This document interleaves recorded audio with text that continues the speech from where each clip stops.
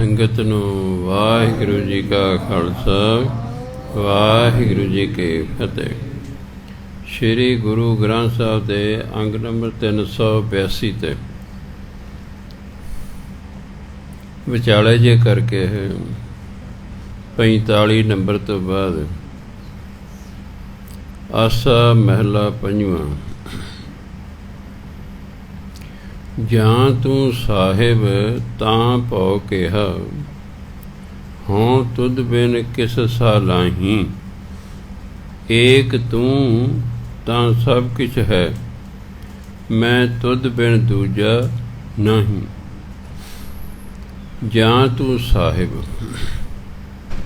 ਜਦੋਂ ਤੂੰ ਮੇਰਾ ਸਾਹਿਬ ਹੈ, ਮੇਰਾ ਮਾਲਕ ਹੈ, ਤਾਂ ਭਉ ਕਿਹਾ, ਤਾਂ ਫਿਰ ਕਾਹਦਾ ਡਰ ਹੈ।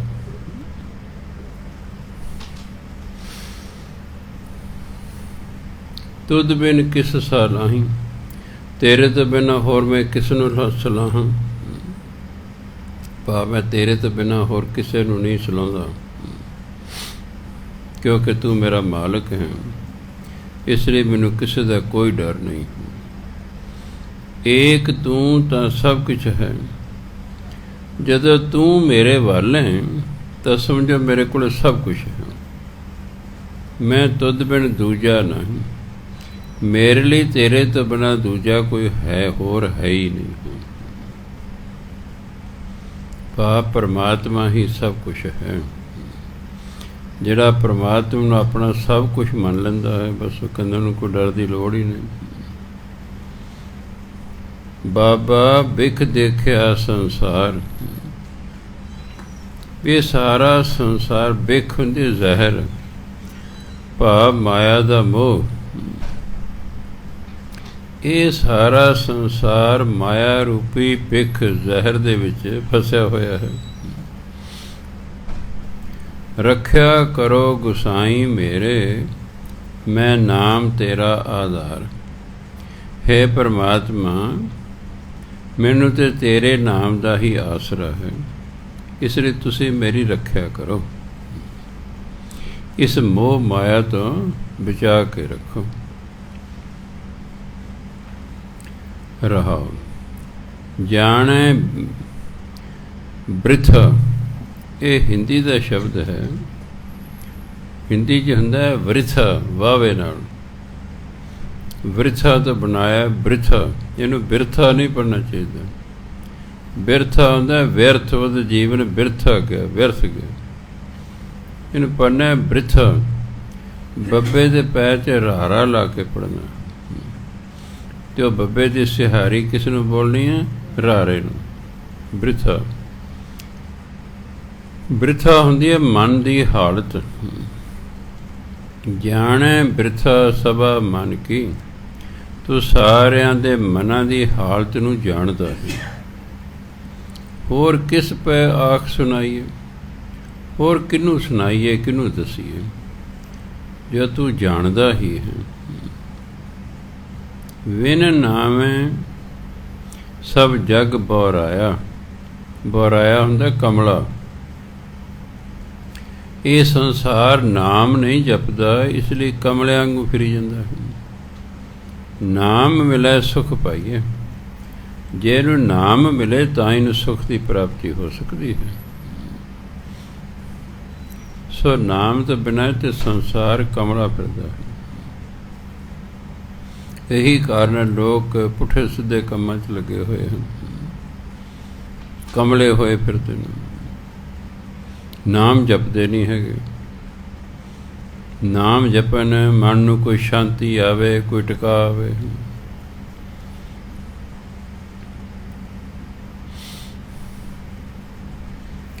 ਹੁਣ ਕਈ ਵਾਰੀ ਜਿਹੜਾ ਹੈ, ਹੁਣ ਦੇਖੋ ਉਹ ਜਿਹੜਾ ਬੰਦਾ ਮਾਰਿਆ ਗਿਆ ਹੈ ਮੂਸੇਵਾਲ, ਦੇਖ ਭਲਿਆ ਮਾਨਸਾ, ਤੈਨੂੰ ਪਤਾ ਹੈ ਕਿ ਜੇ ਤੇਰੀ ਦੁਸ਼ਮਣੀ ਹੈ, ਤੇਰੇ ਕੋਲੇ ਬੁਲਟ ਪ੍ਰੂਫ ਕਾਰ ਹੈ। ਦੇਖੋ ਬੁਲਟ ਪ੍ਰੂਫ ਕਾਰ ਹੈ, 2 ਕਮਾਂਡੋ ਮਿਲੇ ਹੋਏ ਨੇ। ਵੀ ਤੂੰ ਨਾ ਬੁਲਟ ਪ੍ਰੂਫ ਕਾਰ 'ਚ ਗਿਆ, ਨਾ ਕਮਾਂਡੋ ਲੈ ਕੇ ਗਿਆ, ਤੂੰ ਜੀਪ ਦੇ ਵਿੱਚ ਜਾ ਰਿਹਾ, ਫਿਰ ਮਰਨ ਦੀ ਤਾਂ ਆਪੇ ਸਲਾਹ ਹੈ। ਇਨਕੁਆਇਰੀ ਹੋਏਗੀ, ਹੋ ਸਕਦਾ ਕਿਸੇ ਨੇ ਗਲਤ ਸਲਾਹ ਦਿੱਤੀ। ਉਹ ਕੁਛ ਨਹੀਂ ਹੁੰਦਾ ਯਾਰ, ਕੀ ਕਰਨੀ ਬੁਲਟ ਗੱਡੀ ਨੂੰ ਮਰਵਾਉਣਾ ਹੋਣਾ ਹੈ, ਲੱਗ ਜਾਏਗਾ ਪਤਾ ਹੌਲੀ ਹੌਲੀ। ਨਾਮ ਜਪਦੇ ਨਹੀਂ, ਦਿਮਾਗ ਕੰਮ ਨਹੀਂ, ਸੋਝੀ ਨਹੀਂ। ਨਾਮ ਜਪਣ ਨਾਲ ਦਿਮਾਗ ਕੰਮ ਕਰਨ ਲੱਗਦਾ ਹੈ, ਕੀ ਠੀਕ ਹੈ ਕੀ ਗਲਤ ਹੈ, ਕਿਵੇਂ ਕਰਨਾ ਹੈ ਕਿਵੇਂ ਨਹੀਂ ਕਰਨਾ। ਇਹ ਤਾਂ ਇੱਕ ਸਧਾਰਨ ਜਿਹੇ ਬੰਦੇ ਨੂੰ ਪਤਾ ਹੈ। ਬੁਲਟ ਪ੍ਰੂਫ ਗੱਡੀ ਤੇਰੇ ਕੋਲ ਹੈ, ਕਮਾਂਡੋ ਤੈਨੂੰ 2 ਮਿਲੇ, ਤੂੰ ਬਿਨਾਂ ਹੀ ਜਾ ਰਿਹਾ ਹੈ। ਦੁਸ਼ਮਣੀਆਂ ਤੇਰੇ ਨਾਲ ਕਈਆਂ ਦੀਆਂ ਨੇ। ਸੋ ਜੇ ਦੁਸ਼ਮਣੀ ਹੋਵੇ ਫਿਰ ਸਾਵਧਾਨ ਰਹਿਣਾ ਚਾਹੀਦਾ। ਲਾਪਰਵਾਹੀ ਵਰਤਿਆਂ ਤਾਂ ਫਿਰ ਆਹੀ ਨਤੀਜਾ ਨਿਕਲਣਾ। ਕਿਆ ਕਹੀਏ ਕਿਸ ਆਖ ਸੁਣਾਈਏ, ਜੇ ਕਹਿਣਾ ਸੋ ਪ੍ਰਭ ਜੀ ਪਾਸ। ਜੇ ਮੈਨੇ ਜੋ ਕਹਿੰਦੇ ਕਿਸ ਨੂੰ ਆਖੀਏ, ਕਿਸ ਨੂੰ ਆਖ ਕੇ ਸੁਣਾਈਏ। ਜੋ ਕਹਿਣਾ ਉਹ ਪਰਮਾਤਮਾ ਦੇ ਕੋਲ ਹੀ ਕਹਿਣਾ ਹੈ, ਕਿਉਂਕਿ ਉਹੀ ਸਾਡੀਆਂ ਸਮੱਸਿਆਵਾਂ ਹੱਲ ਕਰ ਸਕਦਾ ਹੈ। ਸਭ ਕੁਛ ਕੀਤਾ ਤੇਰਾ ਵਰਤੈ, ਸਦਾ ਸਦਾ ਤੇਰੀ ਆਸ। ਹੈ ਪਰਮਾਤਮਾ, ਤੇਰਾ ਕੀਤਾ ਹੋਇਆ ਸੰਸਾਰ 'ਚ ਵਰਤ ਰਿਹਾ ਹੈ। ਜੋ ਹੋ ਰਿਹਾ ਹੈ ਉਹ ਤੇਰਾ ਕੀਤਾ ਹੀ ਹੋ ਰਿਹਾ ਹੈ। ਮੈਨੂੰ ਤੇ ਸਦਾ ਤੇਰੇ ਤੇ ਹੀ ਆਸ ਹੈ। ਜੇ ਦੇਂ ਵਡਿਆਈ ਤਾਂ ਤੇਰੀ ਵਡਿਆਈ। ਜੇ ਤੂੰ ਮੈਨੂੰ ਕੋਈ ਵਡਿਆਈ ਬਖਸ਼ ਦੇ ਤਾਂ ਇਹ ਤੇਰੀ ਵਡਿਆਈ ਹੈ। ਇਹ ਤੁਧ ਤੁਝੇ ਧਿਆਉ, ਇਤ ਉਤ ਇੱਥੇ ਉੱਥੇ ਹਰ ਥਾਂ 'ਤੇ। ਮੈਂ ਸਭ ਥਾਂ 'ਤੇ ਤੈਨੂੰ ਹੀ ਧਿਆਉਂਦਾ ਹਾਂ। ਜੇ ਕਿਸੇ ਦੀ ਵਡਿਆਈ ਹੋ ਰਹੀ ਹੈ ਉਹਨੂੰ ਹਉਮੈ 'ਚ ਨਹੀਂ ਹੋਣਾ ਚਾਹੀਦਾ। ਉਹਨੂੰ ਇਹ ਨਹੀਂ ਸਮਝਣਾ ਚਾਹੀਦਾ ਕਿ ਮੇਰੇ 'ਚ ਬੜੇ ਗੁਣ ਨੇ ਤਾਂ ਮੇਰੀ ਵਡਿਆਈ ਹੋ ਰਹੀ ਹੈ। ਐਂ ਸਮਝਣਾ ਸੱਚੇ ਪਾਤਸ਼ਾਹ ਤੂੰ ਵਡਿਆਈ ਕਰਾ ਰਿਹਾ, ਇਹ ਤੇਰੀ ਵਡਿਆਈ ਹੀ ਹੈ। ਨਾਨਕ ਕੇ ਪ੍ਰਭ ਸਦਾ ਸੁਖ ਦਾਤੇ, ਮੈਂ ਤਾਣ ਤੇਰਾ ਇੱਕ ਨਾਮ। ਹੈ ਨਾਨਕ ਦੇ ਪਰਮਾਤਮਾ, ਤੂੰ ਸਦਾ ਹੀ ਸੁਖ ਦੇਣ ਵਾਲਾ ਹੈ। ਮੈਂ ਤਾਣ ਤੇਰਾ ਇੱਕ ਨਾਮ। ਮੈਨੂੰ ਤੇਰੇ ਇੱਕ ਨਾਮ ਦਾ ਹੀ ਤਾਣ ਹੈ, ਓਟ ਹੈ, ਆਸਰਾ ਹੈ। ਆਸਾ ਮਹਿਲਾ ਪੰਜਵਾਂ। ਅੰਮ੍ਰਿਤ ਨਾਮ ਤੁਮਾਰਾ ਠਾਕੁਰ, ਇਹ ਮਹਾਰਸ ਜਨੈ ਪੀਓ। ਹੈ ਪਰਮਾਤਮਾ, ਤੇਰਾ ਨਾਮ ਅੰਮ੍ਰਿਤਮਈ ਹੈ, ਅੰਮ੍ਰਿਤ ਕਰ ਦੇਣ ਵਾਲਾ, ਅਮਰ ਕਰ ਦੇਣ ਵਾਲਾ ਹੈ। ਇਸ ਨਾਮ ਅੰਮ੍ਰਿਤ ਨੂੰ ਕੌਣ ਪੀਂਦਾ ਹੈ? ਇਹ ਮਹਾਰਸ ਜਨੈ ਪੀਓ। ਤੇਰੇ ਜਿਹੜੇ ਜਨ ਹਨ, ਤੇਰੇ ਜਿਹੜੇ ਸੇਵਕ ਹਨ, ਇਸ ਨਾਮ ਦੇ ਮਹਾਨ ਰਸ ਨੂੰ ਪੀਂਦੇ ਹਨ। ਸਾਨੂੰ ਤਾਂ ਜੇ ਰਸ ਹੀ ਨਹੀਂ ਆਉਣ ਲੱਗਾ, ਜਦੋਂ ਰਸ ਆਵੇਗਾ ਫਿਰ ਅਸਲ 'ਚ ਸਮਝ ਆਏਗੀ ਵੀ ਨਾਮ 'ਚ ਕਿਤਨਾ ਰਸ ਹੈ। ਉੱਥੇ ਜਾ ਕੇ ਕਬੀਰ ਸਾਹਿਬ ਕਹਿੰਦੇ ਇਹ ਰਸ ਆਵਾ, ਹੋਰ ਰਸ ਨਹੀਂ ਪਾਵਾ। ਜਨਮ ਜਨਮ ਚੂਕੇ ਭੈ ਭਾਰੇ, ਤੁਰਤ ਬਨਾਸਿਓ ਭਰਮ ਬੀਓ। ਕਹਿੰਦੇ ਜਦੋਂ ਤੇਰਾ ਨਾਮ ਜਪਿਆ, ਜਨਮਾਂ ਜਨਮਾਂਤਰਾਂ ਦੇ ਜਿਹੜੇ ਕਰਮਾਂ ਦੇ ਭਾਰ ਸਨ, ਮਾੜੇ ਕਰਮਾਂ ਦੇ, ਉਹ ਖਤਮ ਹੋ ਗਏ। ਦੁਰਤ ਹੁੰਦਾ ਪਾਪ, ਵਿਨਾਸ਼, ਪਾਪ ਖਤਮ ਹੋ ਗਏ। ਭਰਮ ਬੀਓ, ਭਰਮ ਦਾ ਨਾਸ ਹੋ ਗਿਆ। ਭਰਮ ਨਹੀਂ ਰਿਹਾ, ਦੁਰਤ ਪਾਪ ਨਹੀਂ ਰਿਹਾ। ਜਿਹੜੇ ਪਾਪਾਂ ਦੇ ਪੰਡਾਂ ਚੱਕੀਆਂ ਸਨ ਉਹ ਵੀ ਖਤਮ ਹੋ ਗਈਆਂ। ਦਰਸ਼ਨ ਪੇਖਤ ਮੈਂ ਜੀਓ। ਹੇ ਪਰਮਾਤਮਾ, ਮੈਂ ਤਾਂ ਤੇਰੇ ਦਰਸ਼ਨ ਵੇਖ ਕੇ ਜਿਉਂਦਾ ਹਾਂ। ਸੁਣ ਕਰ ਬਚਨ ਤੁਮਾਰੇ ਸਤਿਗੁਰ, ਮਨ ਤਨ ਮੇਰਾ ਠਾਰ ਥੀਓ। ਹੈ ਸਤਿਗੁਰੂ, ਹੈ ਵਾਹਿਗੁਰੂ, ਤੇਰੇ ਬਚਨ ਸੁਣ ਕੇ ਮੇਰਾ ਮਨ ਅਤੇ ਤਨ ਠੰਡਾ ਠਾਰ ਹੋ ਗਿਆ। ਬਾਣੀ ਜਦੋਂ ਆਪਾਂ ਸੁਣਦੇ ਹਾਂ ਮਨ ਨੂੰ ਸ਼ਾਂਤੀ ਮਿਲਦੀ। ਇਹ ਪਰਮਾਤਮਾ ਦੇ ਬਚਨ ਨੇ ਨਾ। ਮਨ ਠੰਡਾ ਠਾਰ ਹੋ ਗਿਆ। ਤੁਮਰੀ ਕਿਰਪਾ ਤੇ, ਜੇ ਤੇ ਰਾਰਾ ਪੂਰਾ ਹੋਵੇ ਫਿਰ ਪੰਜਾਬੀ ਦਾ ਸ਼ਬਦ ਫਿਰ ਪੜ੍ਹਨਾ ਕਿਰਪਾ। ਜੇ ਰਾਰਾ ਪੈਰ 'ਚ ਹੋਵੇ ਫਿਰ ਹਿੰਦੀ ਦਾ ਸ਼ਬਦ ਪੜ੍ਹਨਾ ਕਿਰਪਾ। ਤੁਮਰੀ ਕਿਰਪਾ ਤੇ ਭਇਓ ਸਾਧ ਸੰਗ, ਤੇਰੀ ਕਿਰਪਾ ਨਾਲ ਹੀ ਗੁਰੂ ਦੀ ਸੰਗਤ ਪ੍ਰਾਪਤ ਹੋਈ ਹੈ। ਸਾਧ ਸੰਗ, ਸਾਧੂ ਦੀ ਸੰਗਤ, ਗੁਰੂ ਦੀ ਸੰਗਤ। ਜੇ ਆਪਾਂ ਸਤ ਸੰਗ 'ਚ ਬੈਠੇ ਹਨ, ਇਹ ਤੇ ਪਰਮਾਤਮਾ ਦੀ ਕਿਰਪਾ ਕਰਕੇ ਬੈਠੇ। ਉਹਦਾ ਧੰਨਵਾਦ ਕਰਨਾ ਸੱਚੇ ਪਾਤਸ਼ਾਹ ਅੱਜ ਤੱਕ ਕਿਰਪਾ ਕੀਤੀ ਹੈ, ਸਤ ਸੰਗਤ ਨਸੀਬ ਹੋਈ ਹੈ। ਇਹ ਕਾਜ ਤੁਮ ਆਪ ਕੀਓ।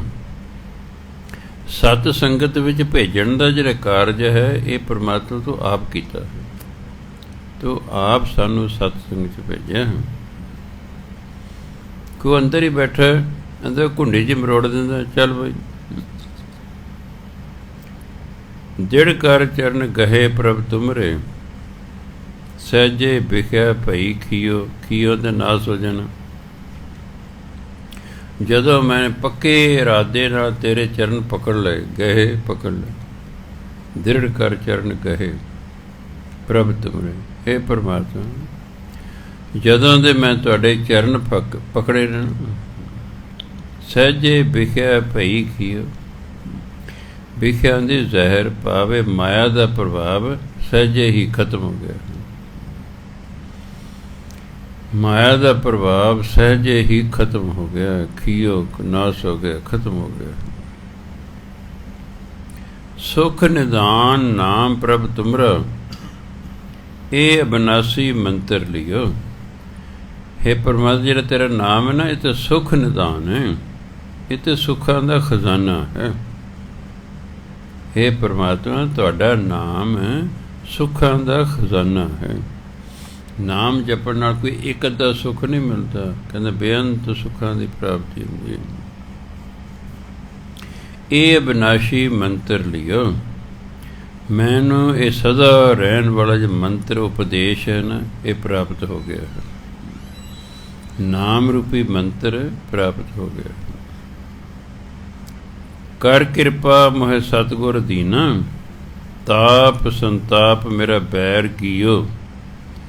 ਕਿਰਪਾ ਕਰਕੇ ਨਾਮ ਰੂਪੀ ਮੰਤਰ ਮੈਨੂੰ ਸਤਿਗੁਰੂ ਨੇ ਦਿੱਤਾ। ਇਸ ਨਾਮ ਨਾਲ ਕੀ ਹੈ? ਤਾਪ ਸੰਤਾਪ ਮੇਰਾ ਬੈਰ ਕੀਓ। ਮੇਰੇ ਅੰਦਰੋਂ ਤਾਪ ਦੁੱਖ, ਸੰਤਾਪ ਮਾਨਸਿਕ ਦੁੱਖ, ਵੈਰ ਵਿਰੋਧ ਅੰਦਰੋਂ ਖਤਮ ਹੋ ਗਏ। ਨਾਮ ਜਪਣ ਦੇ ਕਿੰਨੇ ਲਾਭ ਦੱਸ ਰਹੇ। ਧਨ ਸੋ ਮਾਨਸ ਦੇਹੀ ਪਾਈ, ਜਿਤ ਪ੍ਰਭ ਆਪਣਾ ਮੇਲ ਲਿਓ। ਇਹ ਮਨੁੱਖਾ ਦੇਹੀ ਧਨ ਹੈ, ਕਿਉਂਕਿ ਇਸ ਦੇਹੀ ਦੇ ਰਾਹੀਂ ਹੀ ਪ੍ਰਮਾਤਮਾ ਨੇ ਮੈਨੂੰ ਆਪਣੇ ਨਾਲ ਮਿਲਾ ਲਿਆ ਹੈ। ਜੇ ਮਨੁੱਖਾ ਦੇਹੀ ਨਾ ਮਿਲਦੀ ਤਾਂ ਮੈਂ ਨਾਮ ਨਹੀਂ ਸੀ ਜਪਣਾ। ਗੁਰੂਆਂ ਕਿ ਮੈਂ ਨਾਮ ਨਹੀਂ ਸੀ ਜਪਣਾ, ਫਿਰ ਪ੍ਰਮਾਤਮਾ ਮੇਰਾ ਮੇਲ ਨਹੀਂ ਸੀ ਹੋਣਾ। ਇਹ ਤਾਂ ਮਨੁੱਖਾ ਦੇਹੀ ਕਾਰਨ ਹੈ, ਇਸ ਲਈ ਉਸ ਨੂੰ ਕਹਿੰਦੇ ਧਨ। ਮਨੁੱਖਾ ਦੇਹੀ ਧਨ ਹੈ, ਜਿਸ ਕਰਕੇ ਪ੍ਰਮਾਤਮਾ ਨੇ ਮੈਨੂੰ ਆਪਣੇ ਨਾਲ ਮਿਲਾ ਲਿਆ। ਧਨ ਸੋ ਕਲਯੁਗ ਸਾਧ ਸੰਗ ਕੀਰਤਨ ਗਾਈਏ, ਨਾਨਕ ਨਾਮ ਆਧਾਰ ਹੀਓ। ਹੀਓ ਮੈਨੇ ਹਿਰਦਾ। ਉਹ ਤੇ ਕਲਯੁਗ ਨੂੰ ਮਾੜਾ ਕਹਿੰਦੇ ਨੇ, ਪਰ ਗੁਰੂ ਮਹਾਰਾਜ ਕਹਿੰਦੇ ਉਹ ਕਲਯੁਗ ਧਨ ਹੈ। ਕਦੋਂ ਧਨ ਹੈ? ਸਾਧ ਸੰਗ ਕੀਰਤਨ ਗਾਈਏ। ਜਦੋਂ ਮਨੁੱਖ ਗੁਰੂ ਦੀ ਸੰਗਤ ਜਾ ਕੇ ਪਰਮਾਤਮਾ ਦੀ ਸਿਫਤ ਸਲਾਹ ਕਰਦਾ ਹੈ, ਉਦੋਂ ਇਹ ਕਲਯੁਗ ਵੀ ਧਨ ਹੈ। ਨਾਨਕ ਨਾਮ ਆਧਾਰ ਹੀਓ, ਕਿਉਂਕਿ ਹਿਰਦੇ ਦਾ ਆਧਾਰ ਜਿਹੜਾ ਪਰਮਾਤਮਾ ਦਾ ਨਾਮ ਹੈ। ਹਿਰਦੇ ਦਾ ਆਧਾਰ ਪਰਮਾਤਮਾ ਦਾ ਨਾਮ ਹੈ। ਸੋ ਕਲਯੁਗ ਵੀ ਵਧੀਆ ਯੁੱਗ ਹੈ ਜੇ ਨਾਮ ਜਪਿਆ ਜੈਸੇ। ਜਿਸ ਵੀ ਯੁੱਗ ਦੇ ਵਿੱਚ ਧਰਮ ਕਹਿੰਦਾ ਨਾਮ ਜਪੋਗੇ ਉਹੀ ਵਧੀਆ। ਬਸ ਇਸ ਲਈ ਨਾਮ ਜਪਣਾ ਚਾਹੀਦਾ ਜਿੰਨਾ ਵੀ ਸਮਾਂ ਮਿਲੇ। आसा महला पंजवां। आगे ही ते सब किछ हुआ, अवर के जाने ज्ञान। जो कुछ होया है ये तो पहले ही होना सी। जिवें होनी है ये होनी सी, ਉਹਦੀ मौत आनी सी, इसलिए वो ना बुलट प्रूफ गड्डी लेके गया ना कमांडो लेके गया। होनी तां ही कहते टलिया नहीं करती, वो हो के ही रहिंदी। इसलिए आगे ही ते सब कुछ होगा। ये तो जो होया तो पहले ही निश्चित है भी ये होना वही होया। अवर की जाने ज्ञान, होर किसी ज्ञान की तो लोड़ ही नहीं है। जो हो रहा ये तो पहले ही होना सी, इसलिए होया है। तां ही नवें पातशाह कहते अनहोनी तो हुंदी ही नहीं, चिंता ताकि कीजिए जो अनहोनी होए। अनहोनी जो होनी होवे फिर तो चिंता करे, जो होना वो होना ही होना, वो होना ही है और हो के ही रहना। जिन्ना मर्जी पिया सियाणा होवे, जिन्ना महापुरखा नूं जेलां होईयां ने ये सियाणे सन, ਲੱਖਾਂ ਲੋਕਾਂ ਨੂੰ ਮੱਤਾਂ ਦਿਆ ਕਰਦੇ ਸੀ, ਪਰ ਹੋਣੀ ਸੀ ਕਿ ਤੁਹਾਨੂੰ ਜੇਲ੍ਹ ਹੋਣੀ ਹੈ, ਬਸ ਹੋਣੀ ਸੀ। ਕਾਰਨ ਕੋਈ ਵੀ ਬਣਦਾ, ਸੱਚਾ ਬਣਿਆ ਝੂਠਾ ਬਣਿਆ ਇਹ ਤੇ ਅੱਲਾ ਜਾਣੇ, ਪਰ ਇਹ ਹੋਣੀ ਸੀ। ਇਸ ਲਈ ਇਹ ਤਾਂ ਪਹਿਲਾਂ ਹੀ ਨਿਸ਼ਚਿਤ ਹੈ, ਜੋ ਹੋਇਆ ਇਹ ਤੇ ਹੋਣਾ ਹੀ ਸੀ। ਕਦੇ ਹੋਰ ਕਹਿੰਦੇ ਕੀ ਗਿਆਨ ਹਾਸਲ ਕੀਤਾ ਜਾ ਸਕਦਾ ਹੈ? ਭੂਲ ਚੂਕ ਆਪਣਾ ਬਾਰਿਕ ਬਖਸ਼ਿਆ, ਪਾਰ ਬ੍ਰਹਮ ਭਗਵਾਨ। परमात्मा जो पार ब्रह्म है, जो भगवान है, बड़े भागां वाला है, उन्हें अपने बच्चे बार के बच्चे दी भुलां चुका माफ़ कर दी। परमात्मा ने कदे मैनू अपना बच्चा समझ के मेरी सब भुलां चुका माफ़ कर दी। सतगुर मेरा सदा दयाला, मोहे दीन को राख लिया। मेरा सतगुर सदा ही दयालु है, मोहे दीन मैनू निमाणे नूं उन्हें रख लिया है, मेरी रख्या की है। कादे तो रख्या करनी? काम तो, क्रोध तो, लोभ तो, मोह तो, अहंकार तो, मोह माया तो। काटिया रोग महा सुख पाया, हर अमृत मुख नाम दिया। उन्हें मेरे मुख च नाम की दात दिती, मैं फिर कहते नाम जपिया, फिर मेरा रोग कट गया ते मैनू महान सुख की प्राप्ति हो गई। मेरा दुख खत्म हो गया तो सुख की प्राप्ति हो गई है। किवें होई? अमृत मुख नाम दिया, अमृतमयी नाम नू मेरे मुख च पाया। भाव मैं नाम जपिया तो फिर मेरा सारा दुख खत्म हो गया, सुख की प्राप्ति हुई।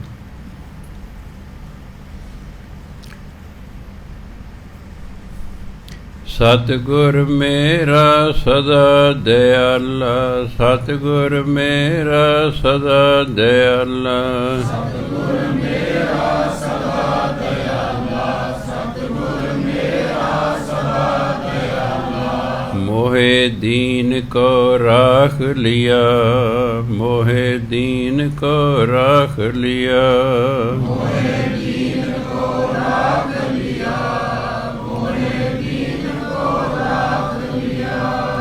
काटिया रोग महा सुख पाया, काटिया रोग महा सुख पाया, काटिया रोग महा सुख पाया, काटिया रोग महा सुख पाया। हर अमृत मुख नाम दिया, हर अमृत मुख नाम दिया, हर अमृत मुख नाम दिया, हर अमृत मुख नाम दिया। ਰਹਾਉ। ਅਨੇਕ ਪਾਪ ਮੇਰੇ ਪਰ ਹਰਿਆ ਦਾ ਦੂਰ ਕਰ ਦੇਣਾ, ਬੰਧਨ ਕਾਟੇ ਮੁਕਤ ਪਏ। ਅਨੇਕਾਂ ਮੇਰੇ ਪਾਪ ਪਰਮਾਤਮਾ ਨੇ ਦੂਰ ਕਰਤੇ, ਮੇਰੇ ਮੋਹ ਮਾਇਆ ਬੁਰਾਈਆਂ ਦੇ ਬੰਧਨ ਕੱਟ ਕੇ ਮੈਨੂੰ ਇਹਨਾਂ ਤੋਂ ਮੁਕਤ ਕਰ ਦਿੱਤਾ। ਅੰਧਕੂਪ ਮਹਾ ਘੋਰ ਤੇ ਬਾਂਹ ਪਕੜ ਕੁਰ ਕੱਢ ਲਈਏ। ਅੰਧ ਕੋਪ ਹਨੇਰੇ ਖੂਹ 'ਚ, ਕੂਪ ਖੂਹ ਨੂੰ ਕਹਿੰਦੇ, ਮਹਾ ਘੋਰ ਹਨੇਰੇ ਖੂਹ ਦੇ ਵਿੱਚੋਂ, ਭਾਵ ਅਗਿਆਨਤਾ ਦੇ ਖੂਹ ਦੇ ਵਿੱਚੋਂ ਪਰਮਾਤਮਾ ਨੇ ਬਾਂਹ ਪਕੜ ਕੇ ਮੈਨੂੰ, ਗੁਰੂ ਨੇ ਬਾਂਹ ਫੜ ਕੇ ਮੈਨੂੰ ਬਾਹਰ ਕਰ ਲਿਆ। ਇੱਥੇ ਬਾਂਹ ਫੜਨ ਦਾ ਇਹ ਨਹੀਂ ਕਿ ਤੁਸੀਂ ਖੂਹ 'ਚ ਡਿੱਗ ਪਏ ਅਤੇ ਉਹਨਾਂ ਨੇ ਤੁਹਾਡੀ ਬਾਂਹ ਫੜੀ ਦੇ ਬਾਹਰ ਕਰ ਲਿਆ। ਅਸੀਂ ਅਗਿਆਨੀ ਹਾਂ, ਕੁੱਪ ਹਨੇਰੇ 'ਚ ਹਾਂ। ਗੁਰੂ ਮਹਾਰਾਜ ਕਿਰਪਾ ਕਰਦੇ ਨੇ, ਸਾਨੂੰ ਨਾਮ ਦੀ ਦਾਤ ਦਿੰਦੇ ਨੇ, ਫਿਰ ਅਸੀਂ ਨਾਮ ਜਪਦੇ ਹਾਂ, ਫਿਰ ਸਾਨੂੰ ਗਿਆਨ ਹੁੰਦਾ ਹੈ, ਅਸੀਂ ਅਗਿਆਨਤਾ ਦੇ ਹਨੇਰੇ 'ਚੋਂ ਬਾਹਰ ਆ ਜਾਂਦੇ ਹਾਂ। ਨਿਰਭਉ ਭਏ ਸਗਲ ਭਉ ਮਿਟਿਆ, ਰਾਖੇ ਰਾਖਣ ਹਾਰੇ। ਪਰਮਾਤਮਾ ਹੈਗਾ ਰੱਖਣ ਵਾਲਾ, ਉਹਨੇ ਕੀਤੀ ਰੱਖਿਆ। ਸਾਡੇ ਸਾਰੇ ਭਉ ਡਰ ਖਤਮ ਹੋ ਗਏ। ਨਿਰਭਉ ਪਏ, ਅਸੀਂ ਨਿਰਭਉ ਹੋ ਗਏ, ਭਏ ਮੈਨੇ ਹੋ ਗਏ। ਪਰਮਾਤਮਾ ਨੇ ਸਾਡੀ ਰੱਖਿਆ ਕੀਤੀ, ਸਾਡਾ ਡਰ ਖਤਮ ਹੋ ਗਿਆ ਤੇ ਅਸੀਂ ਨਿਰਭਉ ਹੋ ਗਏ। ਕੋਈ ਜੇ ਪਰਮਾਤਮਾ ਵੀ ਰੱਖਿਆ ਕਰਨ ਤੇ ਅੱਜ ਫਿਰ ਕਾਹਦਾ ਡਰ ਹੈ ਜੀ? ਸੰਸਾਰ ਦੀ ਐਡੀ ਵੱਡੀ ਸ਼ਕਤੀ ਜਦੋਂ ਕਿਸੇ ਦੇ ਨਾਲ ਹੋ ਜਾਏ ਉਹਨੂੰ ਫਿਰ ਡਰ ਨਹੀਂ ਰਿਹਾ ਕਰਦਾ। ਐਸੀ ਦਾਤ ਤੇਰੀ ਪ੍ਰਭ ਮੇਰੇ, ਕਾਰਜ ਸਗਲ ਸਵਾਰੇ। ਹੇ ਪਰਮਾਤਮਾ ਤੂੰ ਐਸੀ ਕਿਰਪਾ ਕੀਤੀ ਕਿ ਮੇਰੇ ਸਾਰੇ ਕਾਰਜ ਸਵਾਰ ਦਿੱਤੇ, ਕਿਉਂਕਿ ਨਾਮ ਸਭ ਤੋਂ ਵੱਡੀ ਦਾਤ ਹੈ। ਨਾਮ ਮਨੁੱਖ ਦੇ ਕਾਰਜਾਂ ਨੂੰ ਸਵਾਰਦਾ ਹੈ। ਇਹ ਦਾਤ ਦਿੱਤੀ ਹੈ ਪਰਮਾਤਮਾ ਨੇ ਨਾਮ ਦੀ ਸਾਨੂੰ, ਕਿ ਭਾਈ ਨਾਮ ਜਪੋ, ਸਮਾਂ ਪਾ ਕੇ ਤੁਹਾਡੇ ਕਾਰਜ ਸੰਵਰ ਜਾਣਗੇ। ਇਸ ਲਈ ਕਹਿੰਦੇ ਨਿਰਭਉ ਭਏ ਸਗਲ ਭਉ ਮਿਟਿਆ, ਨਿਰਭਉ ਭਏ ਸਗਲ ਭਉ ਮਿਟਿਆ। ਨਿਰਭਉ ਭਏ ਸਗਲ ਭਉ ਮਿਟਿਆ, ਨਿਰਭਉ ਭਏ ਸਗਲ ਭਉ ਮਿਟਿਆ। ਰਾਖੇ ਰਾਖਨ ਹਾਰੇ, ਰਾਖੇ ਰਾਖਨ ਹਾਰੇ। ਰਾਖੇ ਰਾਖਨ ਹਾਰੇ,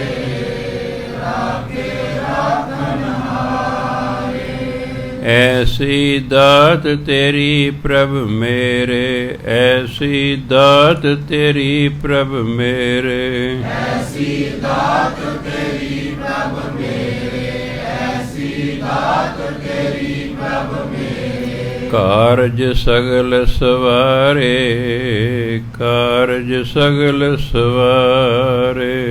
ਕਾਰਜ ਸਗਲ ਸਵਾਰੇ, ਕਾਰਜ ਸਗਲ ਸਵਾਰੇ।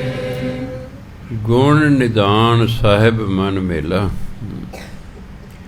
ਗੁਣਾਂ ਦਾ ਖਜ਼ਾਨਾ ਸਾਹਿਬ ਪਰਮਾਤਮਾ ਜਿਹੜਾ ਹੈ, ਇਹ ਗੁਣਾਂ ਦਾ ਖਜ਼ਾਨਾ। ਮਨ ਦੇ ਵਿੱਚ ਇਹਦਾ ਪਰਮਾਤਮਾ ਨਾਲ ਹੋ ਗਿਆ ਮੇਲ। ਸ਼ਰਨ ਪਿਆ ਨਾਨਕ ਸੁਹੇਲਾ। ਗੁਰੂ ਮਾਰ ਕੇ ਜਦੋਂ ਅਸੀਂ ਪਰਮਾਤਮਾ ਦੀ ਸ਼ਰਨ 'ਚ ਆਏ ਨਾ, ਸੁਹੇਲਾ ਬਣੇ ਸੁਖੀ, ਅਸੀਂ ਉਦੋਂ ਦੇ ਸੁਖੀ ਹੋ ਗਏ। ਪਰਮਾਤਮਾ ਦੀ ਸ਼ਰਨ 'ਚ ਆਏ, ਪਰਮਾਤਮਾ ਨਾਲ ਮੇਲ ਹੋ ਗਿਆ। ਉਹ ਪਰਮਾਤਮਾ ਜੋ ਗੁਣਾਂ ਦਾ ਖਜ਼ਾਨਾ ਹੈ, ਉਹਦੇ ਨਾਲ ਮੇਲ ਹੋ ਗਿਆ, ਉਹਦੀ ਸ਼ਰਨ 'ਚ ਆਏ, ਜੀਵਨ ਸੁਹੇਲਾ ਹੋ ਗਿਆ, ਸੁਖੀ ਹੋ ਗਿਆ। ਆਸਾ ਮਹਿਲਾ ਪੰਜਵਾਂ।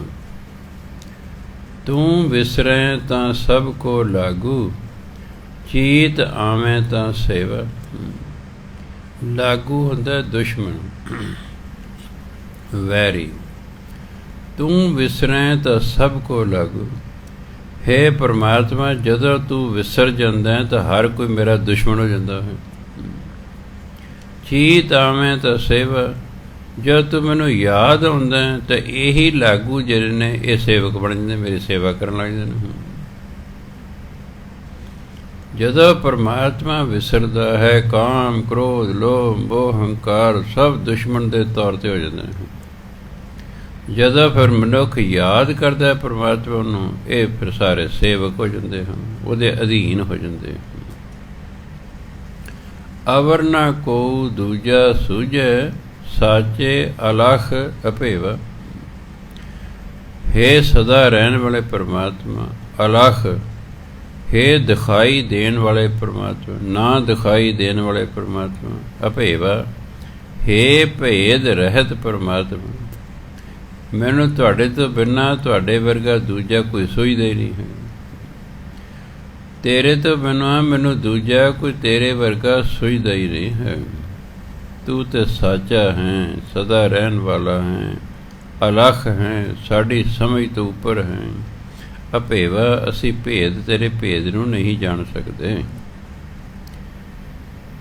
ਚੀਤ ਆਵੇ ਤਾਂ ਸਦਾ ਦਿਆਲਾ, ਲੋਗਨ ਕਿਆ ਵਿਚਾਰੇ। ਜਦੋਂ ਪਰਮਾਤਮਾ ਯਾਦ ਆਉਂਦਾ ਤਾਂ ਫਿਰ ਸਦਾ ਦਿਆਲੂ ਹੋ ਜਾਂਦਾ ਹੋ। ਪਰਮਾਤਮਾ ਤਾਂ ਮੈਂ ਕਦੋਂ ਕਿਰਪਾ ਕਰਦਾ ਸਾਡੇ 'ਤੇ, ਜਦੋਂ ਅਸੀਂ ਉਹਨੂੰ ਯਾਦ ਕਰਦੇ ਹਾਂ। ਜਦੋਂ ਅਸੀਂ ਉਸ ਨੂੰ ਯਾਦ ਕਰਦੇ ਹਾਂ, ਚੀਤ ਆਵੇ ਤਾਂ ਸਦਾ ਦਿਆਲਾ।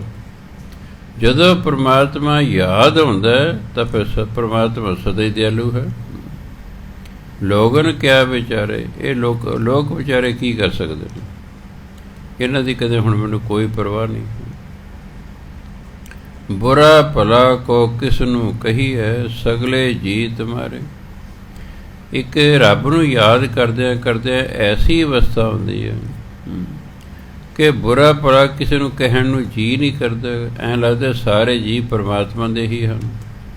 ਜੋ ਸਾਰੇ ਉਹਦੇ ਬਣਾਏ ਹੋਏ ਹਨ, ਫਿਰ ਨਾ ਕੋਈ ਚੰਗਾ ਹੈ ਨਾ ਕੋਈ ਮਾੜਾ ਹੈ। ਇਹ ਅਵਸਥਾ ਹੈ। ਇਹ ਨਹੀਂ ਕਿ ਚੰਗੇ ਮਾੜੇ ਨਹੀਂ ਹੁੰਦੇ। ਸਾਡਾ ਜਿਹੜਾ ਪਹਿਲਾ ਲੈਵਲ ਹੈ, ਇੱਥੇ ਸਾਨੂੰ ਚੰਗੇ ਵੀ ਦਿਸਦੇ ਨੇ, ਮਾੜੇ ਵੀ ਦਿਸਦੇ ਨੇ। ਉੱਪਰਲੀ ਅਵਸਥਾ 'ਤੇ ਜਾ ਕੇ ਮਾੜਾ ਕੋਈ ਦਿਸਦਾ ਹੀ ਨਹੀਂ ਹੈ, ਸਾਰੇ ਚੰਗੇ ਹੀ ਚੰਗੇ ਵਿਖਾਈ ਦਿੰਦੇ ਹਨ। ਦੁਰਯੋਧਨ ਨੀਵੀਂ ਅਵਸਥਾ ਵਾਲਾ ਹੈ, ਯੁਧਿਸ਼ਠਿਰ ਉੱਚੀ ਅਵਸਥਾ ਵਾਲਾ ਹੈ। ਯੁਧਿਸ਼ਠਿਰ ਨੂੰ ਸਾਰੇ ਹਸਤਨਾਪੁਰ ਦੇ ਵਿੱਚ ਕੋਈ ਮਾੜਾ ਬੰਦਾ ਹੀ ਨਹੀਂ ਦਿਸਿਆ। ਦੁਰਯੋਧਨ ਨੂੰ ਸਾਰੇ ਹਸਤਨਾਪੁਰ ਦੇ ਵਿੱਚ ਦਿੱਲੀ ਦੇ ਵਿੱਚ ਕੋਈ ਚੰਗਾ ਹੀ ਨਹੀਂ ਦਿਸਿਆ। ਗੁਰੂ ਨੇ ਦੋਨਾਂ ਨੂੰ ਭੇਜਿਆ, ਜਾਓ ਹਸਤਨਾਪੁਰ ਸ਼ਹਿਰ 'ਚ ਜਾਓ, ਇੱਕ ਚੰਗਾ ਅਤੇ ਇੱਕ ਮੰਦਾ ਬੰਦਾ ਲੱਭ ਕੇ ਲਿਆਓ। ਦੋਨੋਂ ਹੀ ਖਾਲੀ ਆ ਗਏ। ਦੁਰਯੋਧਨ ਨੂੰ ਕਹਿੰਦੇ ਤੂੰ ਲਿਆ ਨਹੀਂ, ਕਹਿੰਦਾ ਜੀ ਸਾਰੇ ਹੀ ਮਾੜੇ ਨੇ, ਹੁਣ ਮੈਂ ਸਾਰੇ ਸ਼ਹਿਰ ਨੂੰ ਥੋੜ੍ਹੇ ਲਈ ਆਉਣਾ ਸੀ ਇੱਥੇ। ਯੁਧਿਸ਼ਠਿਰ ਨੂੰ ਕਿਹਾ ਤੂੰ ਨਹੀਂ ਲਿਆ, ਕਹਿੰਦੇ ਸਾਰੇ ਹੀ ਚੰਗੇ ਸਨ, ਮੈਂ ਕਿਹਨੂੰ ਲੈ ਕੇ ਆਉਂਦਾ। ਇੱਕ ਨੂੰ ਸਾਰੇ ਹੀ ਚੰਗੇ ਲੱਗ ਰਹੇ ਨੇ, ਇੱਕ ਨੂੰ ਸਾਰੇ ਹੀ ਮੰਦੇ ਲੱਗ ਰਹੇ ਨੇ। ਆਮ ਕਹਾਵਤ ਹੈ, ਜੈਸੀ ਦ੍ਰਿਸ਼ਟੀ ਵੈਸੀ ਸ੍ਰਿਸ਼ਟੀ। ਜਿਹੋ ਜਿਹੀ ਸਾਡੀ ਸੋਚ ਹੁੰਦੀ ਹੈ, ਉਹੋ ਜਿਹਾ ਸਾਨੂੰ ਸੰਸਾਰ ਵਿਖਾਈ ਦਿੰਦਾ। ਇੱਕ ਦੀ ਸੋਚ ਉੱਚੀ ਹੈ, ਉਹਨੂੰ ਸਾਰੇ ਚੰਗੇ ਵਿਖਾਈ ਦੇ ਰਹੇ ਨੇ। ਇੱਕ ਦੀ ਨੀਵੀਂ ਹੈ, ਉਹਨੂੰ ਸਾਰੇ ਮੰਦੇ ਵਿਖਾਈ ਦੇ ਰਹੇ ਨੇ। ਹੋਰ ਚੰਗੇ ਮੰਦੇ ਤਾਂ ਹੁੰਦੇ ਹੀ ਹੁੰਦੇ ਨੇ। ਇਸ ਲਈ ਗੁਰੂ ਮਹਾਰਾਜ ਕਹਿੰਦੇ ਤੇਰੀ ਟੇਕ ਤੇਰਾ ਆਧਾਰਾ, ਹਾਥ ਦੇ ਤੂੰ ਰੱਖ। ਹੇ ਪਰਮਾਤਮਾ, ਮੈਨੂੰ ਤਾਂ ਤੇਰੀ ਹੀ ਟੇਕ ਹੈ, ਤੇਰਾ ਹੀ ਆਸਰਾ ਹੈ। ਤੂੰ ਹੀ ਹੱਥ ਦੇ ਕੇ ਮੇਰੀ ਰੱਖਿਆ ਕਰਨ ਵਾਲਾ ਹੈ। ਜਿਸ ਜਨ ਉੱਪਰ ਤੇਰੀ ਕਿਰਪਾ, ਤਿਸ ਕੋ ਬਿਪ ਨ ਕੋ ਭਖ ਹੈ। ਜਿਸ ਜਨ ਦੇ ਉੱਤੇ ਤੇਰੀ ਕਿਰਪਾ ਹੁੰਦੀ ਹੈ, ਉਹਨੂੰ ਕੋਈ ਮੰਦਾ ਬੋਲ ਨਹੀਂ ਬੋਲਦਾ। ਭਖ ਹੈ ਉਹਦਾ ਬੋਲਣਾ। ਜਿਸ ਕੋ ਬਿਪ ਨ ਕੋ ਭਖ ਹੈ, ਉਹਨੂੰ ਕੋਈ ਮੰਦਾ ਨਹੀਂ ਕਹਿੰਦਾ, ਕਿਉਂਕਿ ਤੇਰੀ ਕਿਰਪਾ ਹੋ ਗਈ ਹੈ। ਉਹਦੇ ਕੋਈ ਮੰਦਾ ਬੋਲ ਨਹੀਂ ਉਸ ਨੂੰ ਬੋਲਦਾ ਹੈ। ਸਾਰੇ ਸਾਧੂਆਂ ਸੰਤਾਂ ਮਹਾਤਮਾ ਦਾ ਆਦਰ ਮਾਣ ਸਤਿਕਾਰ ਕਰਦੇ ਹੁੰਦੇ। ਉਹ ਸੁਖ ओहा वडियाई जो प्रभ जी मन भाणी। ਜਿਹੜੀ ਪਰਮਾਤਮਾ ਨੂੰ ਚੰਗੀ ਲੱਗਦੀ ਹੈ ਪ੍ਰਭ ਜੀ ਮਨ ਭਾਣੀ, ਭਾਣੀ ਮੈਨੇ ਚੰਗੀ ਲੱਗਣਾ, ਜਿਹੜੇ ਪਰਮਾਤਮਾ ਦੇ ਮਨ ਨੂੰ ਚੰਗੀ ਲੱਗਦੀ ਨਾ ਸਾਡੇ ਲਈ ਤਾਂ ਉਹੀ ਸੁੱਖ ਹੈ, ਉਹੀ ਵਡਿਆਈ ਹੈ। ਤਾਂ ਕਿ ਜੇ ਦੁੱਖ ਦੇ ਤਾਂ ਤੁਝੇ ਅਰਾਧੀ, ਸੁਖ ਪੀ ਤੁਝੇ ਧਿਆਈ। ਇਸ ਲਈ ਉਸ ਅਵਸਥਾ ਤੇ ਆ ਗਏ। हे ਪਰਵਾਰ ਜੇ ਦੁੱਖ ਦੇਂਗਾ ਤਾਂ ਵੀ ਤੇਰਾ ਨਾਮ ਜਪਾਂਗਾ, ਸੁਖ ਦੇਂਗਾ ਤਾਂ ਵੀ ਤੇਰਾ ਨਾਮ ਜਪਾਂਗਾ।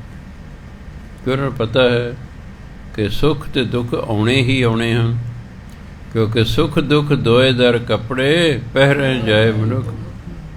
ਪਰਮਾਤਮਾ ਦੇ ਦਰ ਤੋਂ ਸਾਨੂੰ ਦੋ ਪ੍ਰਕਾਰ ਦੀਆਂ ਪੁਸ਼ਾਕਾਂ ਮਿਲੀਆਂ, ਇੱਕ ਸੁੱਖ ਦੀ, ਇੱਕ ਦੁੱਖ ਦੀ। ਹੁਣ ਦੋ ਹੀ ਤੁਹਾਡੇ ਕੋਲੇ ਪੁਸ਼ਾਕਾਂ, ਹੁਣ ਕਦੇ ਉਹ ਪਾ ਲਓਗੇ ਕਦੇ ਉਹ ਪਾ ਲਓਗੇ। ਇਸ ਲਈ ਕਦੇ ਸੁੱਖ ਆ ਗਏ ਕਦੇ ਦੁੱਖ ਆ ਗਏ। ਇੰਨੇ ਹੀ ਹੈ ਵੀ ਕਈਆਂ ਦੀ ਜ਼ਿੰਦਗੀ ਸੁੱਖ ਜ਼ਿਆਦਾ ਹੁੰਦੇ ਨੇ, ਦੁੱਖ ਥੋੜ੍ਹੇ ਹੁੰਦੇ ਨੇ। ਕਈਆਂ ਦੀ ਜ਼ਿੰਦਗੀ ਦੁੱਖ ਜ਼ਿਆਦਾ ਹੁੰਦੇ ਨੇ, ਸੁੱਖ ਥੋੜ੍ਹੇ ਹੁੰਦੇ ਨੇ। ਪਰ ਦੁੱਖ ਸੁੱਖ ਦੋਨੋਂ ਹੁੰਦੇ ਨੇ, ਇਹ ਦੋਨੋਂ ਹੀ ਹੁੰਦੇ ਨੇ। ਇਸ ਲਈ ਕਹਿੰਦੇ ਜੋ ਤੈਨੂੰ ਤੇਰੇ ਮਨ ਨੂੰ ਚੰਗਾ ਲੱਗਦਾ ਵਾ ਸਾਡੇ ਲਈ ਤਾਂ ਉਹੀ ਸੁੱਖ ਹੈ, ਉਹੀ ਵਡਿਆਈ ਹੈ। ਤੂੰ ਦਾਨਾ ਤੂੰ ਸਦ ਮਿਹਰਬਾਨਾ, ਨਾਮ ਮਿਲੈ ਰੰਗ ਮਾਣੀ। ਤੂੰ ਦਾਨਾ ਮੈਨੇ ਸਿਆਣਾ ਹੈ, ਤੂੰ ਸਦਾ ਮਿਹਰਬਾਨ ਹੈ। ਜੇ ਮੈਨੂੰ ਤੇਰੇ ਨਾਮ ਦੀ ਪ੍ਰਾਪਤੀ ਹੈ ਨਾ, ਰੰਗ ਮਾਣੀ, ਮੈਂ ਤੇਰੇ ਪਿਆਰ ਨੂੰ ਮਾਣ ਸਕਦਾ ਹਾਂ। ਰੰਗ ਪਿਆਰ ਨੂੰ ਕਹਿੰਦੇ, ਰੰਗ ਮੌਜਾਂ ਨੂੰ ਵੀ ਕਹਿੰਦੇ। ਮੈਂ ਕਦੇ ਮੌਜਾਂ ਮਾਣਾਂਗਾ, ਪਰ ਮੈਂ ਤੇਰੇ ਪਿਆਰ ਨੂੰ ਤਾਂ ਹੀ ਮਾਣ ਸਕਦਾ ਹਾਂ ਜੇ ਤੂੰ ਮਿਹਰਬਾਨ ਹੋ ਕੇ ਮੈਨੂੰ ਨਾਮ ਦੀ ਦਾਤ ਦੇਵੇਂ। ਤੁਧ ਆਗੇ ਅਰਦਾਸ ਹਮਾਰੀ, ਜੀਓ ਪਿੰਡ ਸਭ ਤੇਰਾ। ਕਹੋ ਨਾਨਕ ਸਭ ਤੇਰੀ ਵਡਿਆਈ, ਕੋਈ ਨਾਮ ਨਾ ਜਾਣੇ ਮੇਰਾ। हे ਪਰਮਾਤਮਾ ਮੇਰੀ ਤੇਰੇ ਅੱਗੇ ਅਰਦਾਸ ਹੈ, ਬੇਨਤੀ ਹੈ। ਜੀਓ ਪਿੰਡ ਸਭ ਤੇਰਾ, ਇਹ ਮੇਰੀ ਜਿੰਦ, ਪਿੰਡ ਹੁੰਦਾ ਸਰੀਰ, ਇਹ ਮੇਰਾ ਪਿੰਡ ਸਰੀਰ ਸਭ ਤੇਰਾ ਦਿੱਤਾ ਹੋਇਆ ਹੈ। ਇਹ ਤੇਰੀ ਹੈ ਸਰ, ਇਹ ਤੇਰਾ ਦਿੱਤਾ ਹੀ ਮੇਰੀ ਜਿੰਦ ਹੈ, ਤੇਰਾ ਦਿੱਤਾ ਹੈ ਮੇਰਾ ਸਰੀਰ ਹੈ। ਕਹੋ ਨਾਨਕ ਸਭ ਤੇਰੀ ਵਡਿਆਈ, ਕੋਈ ਨਾਮ ਨਾ ਜਾਣੇ ਮੇਰਾ। ਕਹਿੰਦੇ ਮੇਰਾ ਤੇ ਕੋਈ ਨਾਮ ਹੀ ਨਹੀਂ ਜਾਣਦਾ। ਇਹ ਜਿਹੜੀ ਵਡਿਆਈ ਹੋ ਰਹੀ ਹੈ ਤਾਂ ਤੇਰੇ ਕਾਰਨ ਹੋ ਰਹੀ ਹੈ, ਕਿਉਂਕਿ ਜਦੋਂ ਅਸੀਂ ਪਰਮਾਤਮਾ ਦਾ ਨਾਮ ਜਪਦੇ ਹਾਂ ਪਰਮਾਤਮਾ ਨੇ ਸਾਡੀ ਵਡਿਆਈ ਕਰਾਉਣੀ ਹੀ ਕਰਾਉਣੀ ਹੈ। ਉਹ ਕਹਿੰਦਾ ਤੁਸੀਂ ਮੇਰੀ ਵਡਿਆਈ ਕਰੋ, ਮੈਂ ਤੁਹਾਡੀ ਕਰਾ ਦਾਂਗਾ। ਅਤੇ ਵਡਿਆਈ ਤਾਂ ਹਰ ਬੰਦਾ ਚਾਹੁੰਦਾ, ਹਰ ਬੰਦਾ ਚਾਹੁੰਦਾ ਉਹਦੀ ਵਡਿਆਈ ਹੋਵੇ। ਪਰਮਾਤਮਾ ਤੁਸੀਂ ਮੇਰੀ ਵਡਿਆਈ ਕਰੋ, ਮੈਂ ਤੁਹਾਡੀ ਕਰਾ ਦਾਂਗਾ। ਇਹ ਗਿਵ ਐਂਡ ਟੇਕ ਹੈ।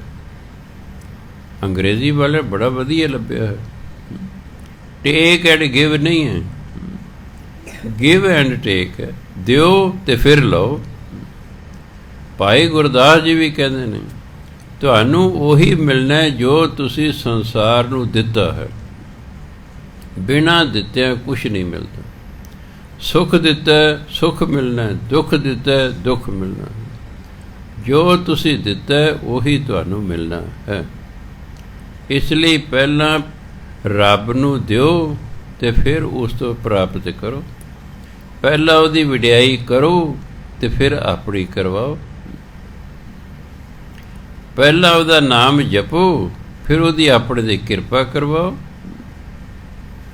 ਪਹਿਲਾਂ ਸੁਖਨੀ ਸਾਹਿਬ ਦਾ ਪਾਠ ਕਰੋ, ਫਿਰ ਪੰਚਮ ਪਾਤਸ਼ਾਹ ਦਾ ਮੰਗੋ। ਉਹ ਕਹਿ ਕੇ ਸਿੱਖਾ ਤੂੰ ਮੇਰੇ ਲਈ ਤਾਂ ਕੁਛ ਕਰਦੇ ਨਹੀਂ, ਮੰਗਣ ਦੀ ਲੱਗਾ ਹੋਇਆ।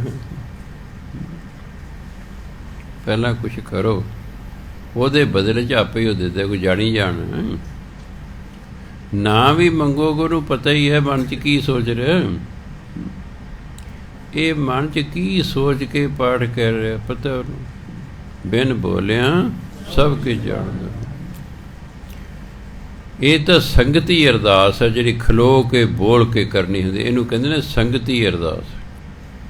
ਜਿਹੜੀ ਪਰਸਨਲ ਅਰਦਾਸ ਹੁੰਦੀ ਉਸ 'ਚ ਖਲੋਣ ਦੀ ਲੋੜ ਨਹੀਂ ਹੁੰਦੀ। ਤੁਸੀਂ ਪਾਠ ਕੀਤਾ, ਬੈਠੇ ਬਿਠਾਏ ਉਹਦੇ ਬਦਲੇ ਤੁਸੀਂ ਗੁਰੂ ਮਹਾਰਾਜ ਤੋਂ ਮੰਗ ਸਕਦੇ ਹੋ। ਬੈਠੇ ਬਿਠਾਏ ਮੰਗ ਸਕਦੇ ਹੋ। ਪਰ ਸੰਗਤੀ ਅਰਦਾਸ ਦੇ ਗੁਰੂ ਗ੍ਰੰਥ ਸਾਹਿਬ ਪ੍ਰਕਾਸ਼ ਹੋਇਆ ਹੁੰਦਾ ਹੈ। ਫਿਰ ਆਪਾਂ ਗੁਰੂ ਗ੍ਰੰਥ ਸਾਹਿਬ ਦੀ ਹਜ਼ੂਰੀ 'ਚ ਖਲੋ ਕੇ ਗੁਰੂ ਗ੍ਰੰਥ ਸਾਹਿਬ ਤੋਂ ਮੰਗਦੇ ਹਾਂ। ਪਰ ਜਦ ਤੁਸੀਂ ਗੁਟਕਾ ਲੈ ਕੇ ਬੈਠੇ ਹੋ, ਪਾਠ ਕੀਤਾ, ਤੁਸੀਂ ਬੈਠੇ ਬਿਠਾਏ ਹੋਏ ਤੁਸੀਂ ਗੁਰੂ ਮਹਾਰਾਜ ਅੱਗੇ ਬੇਨਤੀ ਕਰ, ਸੱਚੇ ਪਾਤਸ਼ਾਹ ਮੇਰਾ ਕਾਰਜ ਕਰੋ ਜੀ। ਸੋ ਪਹਿਲਾਂ ਗਿਵ ਹੈ ਫਿਰ ਟੇਕ ਹੈ, ਯਾਦ ਰੱਖਣਾ ਬਸ। ਅੱਜ ਬਹੁਤੇ ਲੋਕ ਜਿਹੜੇ ਕਰਦੇ ਕੁਛ ਨਹੀਂ, ਮੰਗਦੇ ਰਹਿੰਦੇ ਨੇ, ਕਰਦੇ ਕੁਛ ਨਹੀਂ। ਪਹਿਲਾਂ ਗੁਰੂ ਦੀ ਸੇਵਾ ਕਰੋ ਫਿਰ ਮੰਗੋ। ਇਹ ਨਹੀਂ ਗੁਰਦੁਆਰੇ ਗਏ ਜਾਂਦੇ ਮੰਗਣਾ ਸ਼ੁਰੂ ਕੀਤਾ ਕੁਛ ਹੈ ਨਹੀਂ ਗੁਰੂ ਲਈ। ਉੱਥੇ ਭਾਂਡੇ ਮਾਂਜੋ, ਉੱਥੇ ਕੋਈ ਕੰਮ ਕਰੋ, ਸੇਵਾ ਕਰੋ, ਲੰਗਰ ਵਰਤਾਓ, ਕੋਈ ਝਾੜੂ ਫੇਰੋ, ਕੁਛ ਕਰੋ, ਹੋਰ ਕੁਛ ਨਹੀਂ। ਤਾਂ ਉੱਥੇ ਬੈਠ ਕੇ ਕਥਾ ਕੀਰਤਨ ਹੀ ਸੁਣੋ, ਕੁਛ ਤਾਂ ਕੀਤਾ ਨਾ ਗੁਰਦੁਆਰੇ ਆ ਕੇ, ਫਿਰ ਕੁਛ ਮੰਗੋ। ਫਿਰ ਮਿਲ ਵੀ ਜ਼ਰੂਰ ਜਾਂਦਾ, ਕਿਉਂਕਿ ਤੁਹਾਡੇ ਕੋਲ ਨਾਮ ਧਨ ਹੋਏਗਾ, ਉਹਦੇ ਬਦਲੇ 'ਚ ਬਹੁਤ ਕੁਛ ਮਿਲ ਸਕਦਾ ਹੈ। ਇਸ ਲਈ ਗੁਰੂ ਮਹਾਰਾਜ ਤੁਧ ਆਗੇ ਅਰਦਾਸ ਹਮਾਰੀ, ਤੁਧ ਆਗੇ ਅਰਦਾਸ ਹਮਾਰੀ,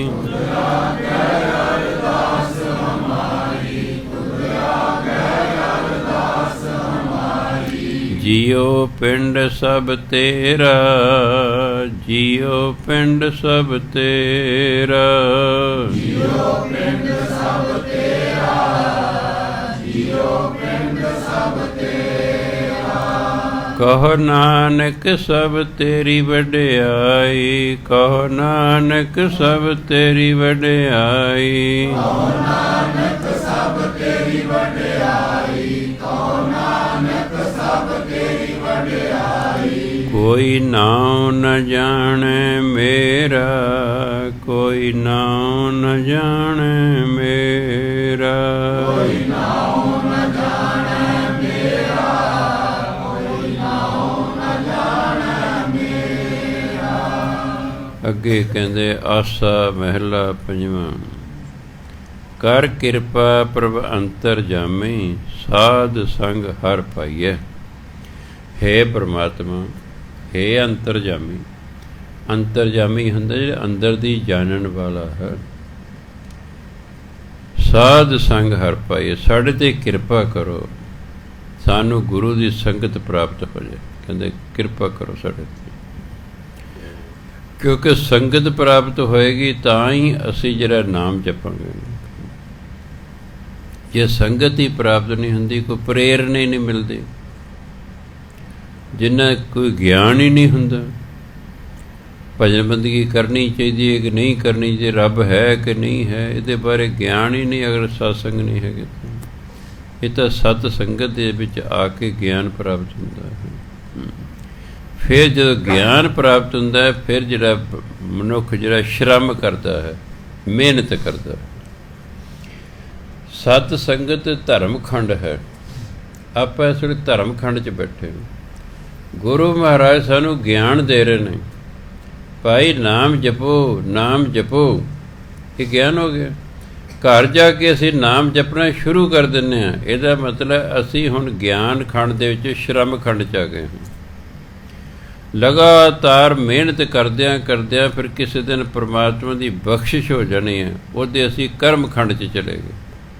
ਉੱਥੇ ਫਿਰ ਨਾਮ ਜਪੀ ਗਏ, ਨਾਮ ਜਪੀ ਗਏ, ਫਿਰ ਸਾਡੇ 'ਤੇ ਪਰਮਾਤਮਾ ਦੀ ਨਜ਼ਰ ਹੋ ਗਈ, ਕਿਰਪਾ ਦ੍ਰਿਸ਼ਟੀ ਹੋ ਗਈ, ਸੱਚਖੰਡ 'ਚ ਪਹੁੰਚ ਗਏ। ਬਸ ਇੰਨਾ ਹੀ ਮੰਜ਼ਿਲ ਹੈ। ਬਸ ਧਰਮਖੰਡ ਤੋਂ ਸ਼ੁਰੂ ਕਰਕੇ ਸੱਚਖੰਡ ਤੱਕ ਜਾਣਾ। ਉਹ ਨਾਮ ਜਪ ਜਪ ਕੇ ਹੀ ਹੋਏਗਾ। ਮਿਹਨਤ ਤੇ ਕਰਨੀ ਪੈਣੀ, ਤਾਂ ਹੀ ਸ਼ਰਮ ਖੰਡ ਗਿਆ। ਮਿਹਨਤ ਕਰਨੀ, ਮਿਹਨਤ ਕਰਾਂਗੇ ਫਿਰ ਬਖਸ਼ਿਸ਼ ਹੁੰਦੀ ਹੈ। ਜਦੋਂ ਤੁਸੀਂ ਬਾਣੀ ਪੜ੍ਹੀ ਜਾ ਰਹੇ ਹੋ, ਪੜ੍ਹੀ ਜਾ ਰਹੇ ਹੋ, ਬਖਸ਼ਿਸ਼ ਹੋਣੀ ਹੀ ਹੋਣੀ ਹੈ ਤੁਹਾਡੇ 'ਤੇ। ਨਾਮ ਜਪੀ ਜਾ ਰਹੇ ਹੋ, ਜਪੀ ਜਾ ਰਹੇ ਹੋ, ਜਪੀ ਜਾ ਰਹੇ ਹੋ, ਬਖਸ਼ਿਸ਼ ਹੋਣੀ ਹੀ ਹੋਣੀ ਹੈ। ਗੁਰੂ ਘਰ ਦੀ ਸੇਵਾ ਕਰੀ ਜਾ ਰਹੇ ਹੋ, ਕਰੀ ਜਾ ਰਹੇ ਹੋ, ਬਖਸ਼ਿਸ਼ ਹੋਣੀ ਹੀ ਹੋਣੀ ਹੈ। ਜਿਵੇਂ ਇੱਕ ਪਰਿਵਾਰ ਆ ਗਿਆ, ਉਹਨਾਂ ਦਾ ਕੋਈ ਕੰਮ ਅੜਿਆ ਹੋਇਆ ਸੀ। ਮੈਂ ਜੀ ਤੁਸੀਂ 40 ਘੰਟੇ ਜਿਹੜਾ ਪਰ ਰੋਜ਼ 1 ਘੰਟਾ ਦੁੱਖ ਨਿਵਾਰਨ ਸਾਹਿਬ ਜਾ ਕੇ ਸੇਵਾ ਕਰਿਆ ਕਰੋ। 40 ਦਿਨ ਸੇਵਾ ਕਰੋ।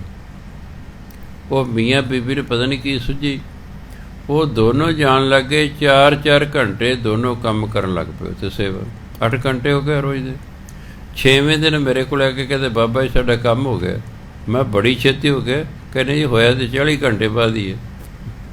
ਅਸੀਂ ਕਹਿੰਦੇ 5 ਦਿਨਾਂ 'ਚ ਨਿਬੇੜਤਾ। ਹਿੰਮਤ ਆਪਣੀ ਵੀ ਬਾਬਾ ਜੀ ਰੋਜ਼ 1 ਘੰਟਾ ਕਿਹਾ, 40 ਦਿਨ ਕਿਹਾ ਤਾਂ ਮੈਂ ਫਿਰ 40 ਘੰਟੇ ਟੋਟਲ ਹੋਇਆ ਨਾ, 40 ਘੰਟੇ ਕਰ ਲਓ। ਇਹ ਵੀ ਵਧੀਆ। ਅਗਲਾ ਨਵੇਂ 5 ਦਿਨ, ਉਹ 40 ਦਿਨ ਦਾ ਕੰਮ ਉਹਨਾਂ 5 ਦਿਨ ਨਿਬੇੜਤਾ। ਇਸੇ ਲਈ ਜਿਹੜੀ ਯਾਤਰਾ ਲੰਮੀ ਹੋਵੇ ਤਾਂ ਫਿਰ ਉਹਦੇ ਘੰਟੇ ਵਧਾਉਣੇ ਪੈਂਦੇ ਨੇ। ਮੈਂ ਰੋਜ਼ 1 ਘੰਟਾ ਤੁਰਦਾ, 20-25 ਕਿਲੋਮੀਟਰ ਚਲਿਆ ਗਿਆ, ਕਿਤੇ ਜਾ ਕੇ ਪਹੁੰਚਾਂਗਾ ਮੰਜ਼ਿਲ 'ਤੇ। ਜੇ ਮੈਂ 10-12 ਘੰਟੇ ਤੁਰਿਆ ਜਾਂਦਾ ਫਿਰ ਮੰਜ਼ਿਲ 'ਤੇ ਛੇਤੀ ਪਹੁੰਚ ਜਾਵਾਂਗਾ। ਸੰਤ ਅਤਰ ਸਿੰਘ ਜੀ ਮਹਾਰਾਜ ਦਿਨ ਸੂਰਜ ਨਿਕਲਣ ਤੋਂ ਲੈ ਕੇ ਦਿਨ ਛਿਪੇ ਤੱਕ ਤੁਰਦੇ ਹੀ ਰਹਿੰਦੇ ਸਨ। ਉਹ ਤੁਰ ਕੇ ਹੀ ਗਏ ਸਨ ਹਜ਼ੂਰ ਸਾਹਿਬ, ਤੁਰ ਕੇ ਹੀ ਵਾਪਸ ਆਏ ਸਨ। ਸੋ ਤੁਰਦੇ ਉਹ ਕੋਈ ਘੱਟ ਤੋਂ ਰੋਜ਼ 70 ਕਿਲੋਮੀਟਰ ਤੁਰਦੇ ਸਨ। ਸਗੋਂ ਪੁੱਛਿਆ ਵੀ ਸ਼ਰਧਾਲੂ ਨੇ ਵੀ ਤੁਸੀਂ ਥੱਕਦੇ ਨਹੀਂ ਜੀ? ਉਹ ਕਹਿੰਦੇ ਗੁਰਮੁਖੋ ਥੱਕੀ ਦਾ ਤਾਂ ਜੇ ਤੁਰਨ ਵੇਲੇ ਤੁਰਨ ਵੱਲ ਧਿਆਨ ਹੋਵੇ। ਕਹੇ ਜੀ ਤੁਹਾਡਾ ਫਿਰ ਕਿਹਦੇ ਵੱਲ ਧਿਆਨ ਹੁੰਦਾ? ਕਹਿੰਦੇ ਅਸੀਂ 1 ਕਦਮ ਚੱਕਦੇ ਹਾਂ, ਕਹਿੰਦੇ ਵਾਹਿਗੁਰੂ, ਦੂਜਾ ਕਦਮ ਚੱਕਦੇ ਹਾਂ ਵਾਹਿਗੁਰੂ, ਅਸੀਂ ਤਾਂ ਬਸ ਹਰ ਕਦਮ ਨਾਲ ਵਾਹਿਗੁਰੂ ਵਾਹਿਗੁਰੂ ਕਰਦੇ ਤੁਰੇ ਜਾਂਦੇ। ਸਾਡਾ ਤੁਰਨ ਵੱਲ ਧਿਆਨ ਹੀ ਨਹੀਂ ਹੁੰਦਾ, ਸਾਡਾ ਧਿਆਨ ਤਾਂ ਵਾਹਿਗੁਰੂ ਵੱਲ ਹੁੰਦਾ ਹੈ। ਇਸ ਲਈ ਸਾਨੂੰ ਪਤਾ ਹੀ ਨਹੀਂ ਹੁੰਦਾ, ਮਹਿਸੂਸ ਹੀ ਨਹੀਂ ਹੁੰਦਾ। ਜਿਵੇਂ ਸੇਵਾ 'ਚ ਬੰਦਾ ਨਹੀਂ ਥੱਕਦਾ, ਕੰਮ 'ਚ ਥੱਕ ਜਾਂਦਾ ਹੈ। ਕੰਮ ਹੀ ਥੱਕਦਾ, ਸੇਵਾ 'ਚ ਨਹੀਂ ਥੱਕਦਾ। ਆ 5-7 ਤੁਹਾਡੇ ਘਰ ਦੇ ਭਾਂਡੇ ਹੁੰਦੇ ਨੇ, ਇਹ ਨਹੀਂ ਤੁਹਾਡੇ ਤੋਂ ਮਾਂਜ ਜਾਂਦੇ, ਕਿਉਂ? ਇਹ ਕੰਮ ਹੈ। ਗੁਰਦੁਆਰੇ 50-50 ਥਾਲੀ ਮਾਂਜ ਹੁੰਦੇ, ਕੰਮ ਤਾਂ ਉਹ ਵੀ ਹੈ। ਘਰ ਦੇ ਭਾਂਡੇ ਮਾਂਜਣਾ ਕੰਮ ਹੈ, ਗੁਰਦੁਆਰੇ ਦੇ ਭਾਂਡੇ ਮਾਂਜਣਾ ਸੇਵਾ ਹੈ। ਇਸ ਲਈ ਉੱਥੇ ਥਕਾਵਟ ਨਹੀਂ ਹੁੰਦੀ। ਘਰ 'ਚ ਸੇਵਾ ਨਹੀਂ ਤੁਸੀਂ ਸਮਝਦੇ। ਤੁਹਾਡੇ ਜੇ ਘਰ ਦੇ ਜੀਅ ਨੇ ਗੁਰਦੁਆਰੇ ਦੇ ਜੀਆਂ ਨਾਲੋਂ ਵਧੀਆ ਹੋਣਗੇ, ਉੱਥੇ ਨਲੀ ਚੋਚਲ ਵੀ ਗਏ ਹੋਣਗੇ ਲੋਕ, ਇੱਥੇ ਕੀ ਪਤਾ ਕੌਣ ਗਿਆ ਉੱਥੇ। ਘਰ ਦੇ ਜੀਅ ਤਾਂ ਸਾਫ ਸੁਥਰੇ ਹੁੰਦੇ ਨੇ, ਪਰ ਨਹੀਂ, ਆਪਣੇ ਪਰਿਵਾਰ ਦੇ ਭਾਂਡੇ ਮਾਂਜਣ ਲਈ ਹੋਰ ਕੋਈ ਰੱਖਿਆ ਹੋਇਆ। ਲੋਕਾਂ ਦੇ ਭਾਂਡੇ ਜਾ ਕੇ ਮਾਂਜਣੇ ਨੇ, ਵੀ ਆਪਣੇ ਮਾਂਜ ਲਓ। ਪਹਿਲਾਂ ਆਪਣੇ ਮਾਂਜ ਲਓ, ਫਿਰ ਟਾਈਮ ਲੱਗੇ ਫਿਰ ਦੂਜਿਆਂ ਦੇ ਜਾ ਕੇ ਮਾਂਜ ਲਿਓ। ਇਹ ਥੋੜ੍ਹਾ ਆਪਣੇ ਮੱਖੀਆਂ ਭਿਣਕਦੀਆਂ ਰਹਿੰਦੀਆਂ ਨੇ, ਰਾਤ ਨੂੰ ਚੁਬੱਜੇ ਦੇ ਵਿੱਚ ਸੁੱਟ ਦਿੰਦੀਆਂ, ਸਵੇਰੇ ਉਡੀਕਦੀਆਂ ਰਹਿੰਦੀਆਂ ਬੀਬੀ ਉਹ ਨੌਕਰਾਣੀ ਆਊਗੀ। ਅੱਗੋਂ ਕਿਹੜਾ ਘੱਟ ਹੈ, ਆਉਂਦੇ ਉਹਨੇ ਪੱਟੀ ਜੀ ਮੱਥੇ 'ਤੇ ਬੰਨੀ ਦੇ, ਬੀਬੀ ਜੀ ਸਿਰ ਦੁਖਦਾ ਹੈ ਚਾਹ ਪਿਲਾ ਦਿਓ, ਅਤੇ ਬੀਬੀ ਉੱਠ ਕੇ ਉਹਨੂੰ ਚਾਹ ਪਿਲਾ ਰਹੀ ਹੈ, ਚਾਹ ਪਿਲਾ ਰਹੀ ਹੈ ਵੀ ਇਹ ਸਾਡੇ ਭਾਂਡੇ ਮਾਂਜ। ਜਿੱਦੇ ਨਹੀਂ ਆਉਂਦੀ ਉਹਦੇ ਦੇਖਣ ਵਾਲਾ ਹੁੰਦਾ ਹਾਲ, ਵੀ ਹਾਏ ਹੋਏ, ਨਾਲੇ ਗਾਲਾਂ ਕੱਢੀਆਂ ਜਾਂਦੀਆਂ ਉਹਨੂੰ, ਸੜ ਜਾਣੀ ਆਈ ਨਹੀਂ ਹੈ, ਭਾਂਡੇ ਮਾਂਜਣੇ ਪੈ ਗਏ। ਕਿਉਂ? ਇਹ ਕੰਮ ਹੈ। ਨਹੀਂ, ਸੇਵਾ ਸਮਝ ਕੇ ਕਰਨਾ ਚਾਹੀਦਾ। ਅਗਰ ਤੁਹਾਡੇ ਪਰਿਵਾਰ ਦੇ ਜੀਅ ਭਜਨ ਬੰਦਗੀ ਕਰਦੇ ਨੇ, ਇੱਦੋਂ ਵੱਡੀ ਹੋਰ ਸੇਵਾ ਕੀ ਹੈ? ਫਿਰ ਦੂਜਿਆਂ ਦੀ ਸੇਵਾ ਜਾ ਕੇ ਕਰਨ ਦੀ ਕੀ ਲੋੜ ਹੈ? ਘਰ ਦੇ ਜੀਅ ਹੋਈ ਭਜਨ ਬੰਦਗੀ ਵਾਲੇ ਨੇ, ਉਹਨਾਂ ਦੀ ਸੇਵਾ ਕਰੋ, ਕਿਤੇ ਜ਼ਿਆਦਾ ਫਲ ਮਿਲੇਗਾ। ਗੁਰਦੁਆਰੇ 'ਤੇ ਕੋਈ ਜ਼ਰੂਰੀ ਨਹੀਂ ਕਿ ਸਾਰੇ ਸੇਵਾ ਜਿਹੜੇ ਭਜਨ ਬੰਦਗੀ ਵਾਲੇ ਆਉਂਦੇ ਹੋਣਗੇ ਉੱਥੇ ਤਾਂ ਬਹੁਤ ਸਾਰੀ ਦੁਨੀਆ ਰੋਟੀਆਂ ਖਾਣ ਆਉਂਦੀ ਹੈ। ਘਰ ਦੇ ਜੀਅ ਜਿਹੜੇ ਭਜਨ ਬੰਦਗੀ ਵਾਲੇ ਨੇ, ਉਹ ਸਗੋਂ ਉਹਨਾਂ ਦੇ ਭਾਂਡੇ ਮਾਂਜੋ, ਉਹਨਾਂ ਦੇ ਕੱਪੜੇ ਧੋਵੋ, ਉਹਨਾਂ ਨੂੰ ਰੋਟੀਆਂ ਪਕਾ ਕੇ ਖਾਓ। ਇਹ ਸਭ ਤੋਂ ਵੱਡੀ ਸੇਵਾ ਹੈ। ਪਰ ਅਜੇ ਸੋਝੀ ਨਹੀਂ ਆਈ ਹੈ। ਅਜੇ ਗੁਰਦੁਆਰੇ ਦੀ ਸੇਵਾ ਨੂੰ ਬੰਦਾ ਸੇਵਾ ਸਮਝਦਾ ਹੈ। ਘਰ ਦੇ ਜੀਅ ਭਜਨ ਬੰਦਗੀ ਕਰ ਰਹੇ, ਉਹਨਾਂ ਦੀ ਸੇਵਾ ਕਰੋ। ਸੋ ਇਸ ਲਈ ਘਰ ਦੇ ਪਹਿਲਾਂ ਭਾਂਡੇ ਮਾਂਜੋ, ਫਿਰ ਬਗਾਨੇ ਮਾਂਜਿਆ ਕਰੋ। ਸੋ ਗੁਰੂ ਮਹਾਰਾਜ ਕਹਿੰਦੇ, ਹਾਂ ਜਾਂ ਤਾਂ ਤੁਸੀਂ ਇੰਨੇ ਅਮੀਰ ਹੋ ਵੀ ਤੁਹਾਡੇ ਨੂੰਹ ਨੂੰ ਬੜੇ ਵਧਾਏ ਹੋਏ ਨੇ, ਕਿਹੜਾ 'ਚ ਮੈਲ ਫਸ ਜੇ, ਫਿਰ ਤਾਂ ਗੁਰਦੁਆਰੇ ਵੀ ਜਾ ਕੇ ਨਾ ਸੇਵਾ ਕਰੋ, ਗੱਲ ਖਤਮ ਹੋ ਗਈ। ਕਿ ਨਾ ਜੀ, ਮੇਰੇ ਤਾਂ ਨੂੰਹਾਂ 'ਚ ਨਾ ਸੁਆਹ ਫਸਦੀ ਹੈ, ਮੈਂ ਨਹੀਂ ਮਾਂਜਦੀ ਮੁੰਜੀ, ਘਰ ਵੀ ਨਹੀਂ ਮਾਂਜੇ, ਬਾਹਰ ਵੀ ਨਹੀਂ ਮਾਂਜੇ, ਨਿਬੜਿਆ ਕੰਮ। ਘਰ ਵੀ ਨਹੀਂ ਮਾਂਜੇ, ਠੀਕ ਹੈ, ਅਮੀਰੀ ਹੈ, ਬਹੁਤ ਅਮੀਰੀ ਹੈ, ਨੌਕਰ ਚਾਕਰ ਨੇ ਕੋਈ ਲੋੜ ਨਹੀਂ ਹੈ, ਠੀਕ ਹੈ, ਨਿਬੜਿਆ ਕੰਮ। ਫਿਰ ਤਾਂ ਬਾਹਰ ਵੀ ਮਾਂਜਣ ਦੀ ਲੋੜ ਨਹੀਂ। ਜੇ ਘਰ ਦੇ ਛੱਡ ਕੇ ਬਾਹਰ ਮਾਂਜ ਰਹੇ ਹੋ, ਫਿਰ ਹਾਂ, ਫਿਰ ਇਹ ਤਾਂ ਮਤਲਬ ਆਪਣਿਆਂ ਨਾਲੋਂ ਬਗਾਨੇ ਜ਼ਿਆਦਾ ਪਿਆਰੇ ਹੋ ਗਏ। ਉਹਨਾਂ ਨੇ ਤੁਹਾਡੇ ਕੋਈ ਨਹੀਂ ਕੰਮ ਆਉਣਾ। ਆਪਣਿਆਂ ਦੇ ਭਾਂਡੇ ਮਾਂਜੋਗੇ, ਆਪਣਿਆਂ ਦੇ ਕੱਪੜੇ ਧੋਗੇ, ਦੁੱਖ ਹੀ ਤੁਹਾਡੇ ਕੰਮ ਆਉਣਗੇ। ਉਹਨਾਂ ਤੁਹਾਡਾ ਹਾਲ ਚਾਲ ਪੁੱਛਣ ਆਉਣਾ, ਜਿਨ੍ਹਾਂ ਨੇ ਸੇਵਾ ਕਰੋ ਜਾ ਕੇ। ਮੈਂ ਨਹੀਂ ਕਹਿੰਦਾ ਸੇਵਾ ਨਾ ਉਹਨਾਂ ਦੀ ਕਰੋ। ਤੁਸੀਂ ਮੰਗਤੇ ਨੂੰ ਰੋਜ਼ ਦਾਨ ਦੇਵੋ, ਕਿਸੇ ਦਿਨ ਤੁਸੀਂ ਬਿਮਾਰ ਹੋ ਜਾਓ, ਮੰਗਤਾ ਕਦੇ ਵੀ ਤੁਹਾਡਾ ਹਾਲ ਚਾਲ ਪੁੱਛਣ ਨਹੀਂ ਆਵੇਗਾ। ਫਿਰ ਇਸ ਲਈ ਆਪਣਿਆਂ ਨੂੰ ਦਿਓ, ਦੁੱਖ ਜੀ ਉਹ ਤੇ ਆਉਣਗੇ ਨਾ। ਆਪਣੇ ਕਿਹੜਾ ਸਾਰੇ ਅਮੀਰ ਹੁੰਦੇ ਨੇ, ਆਪਣੇ ਵੀ ਤਾਂ ਗਰੀਬ ਹੁੰਦੇ ਨੇ। ਆਪਣਿਆਂ ਨੂੰ ਜਿਹੜੇ ਦਾਨ ਦੇਣੇ, ਫਿਰ ਆਪਣਿਆਂ ਨੂੰ ਦਿਓ, ਤਾਂ ਜੋ ਦੁੱਖ ਸੁੱਖ ਤੁਹਾਡਾ ਹਾਲ ਚਾਲ ਤੇ ਪੁੱਛਣ ਆ ਜਾਣ।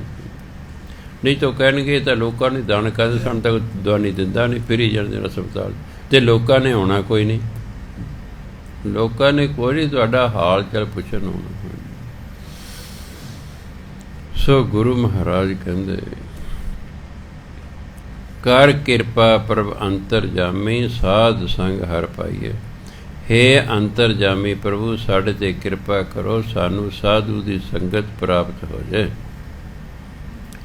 ਖੋਲ ਕਿਵਾਰ ਦਿਖਾਲੇ ਦਰਸ਼ਨ, ਪੁਨਰਪ ਜਨਮ ਨਾ ਆਈਏ।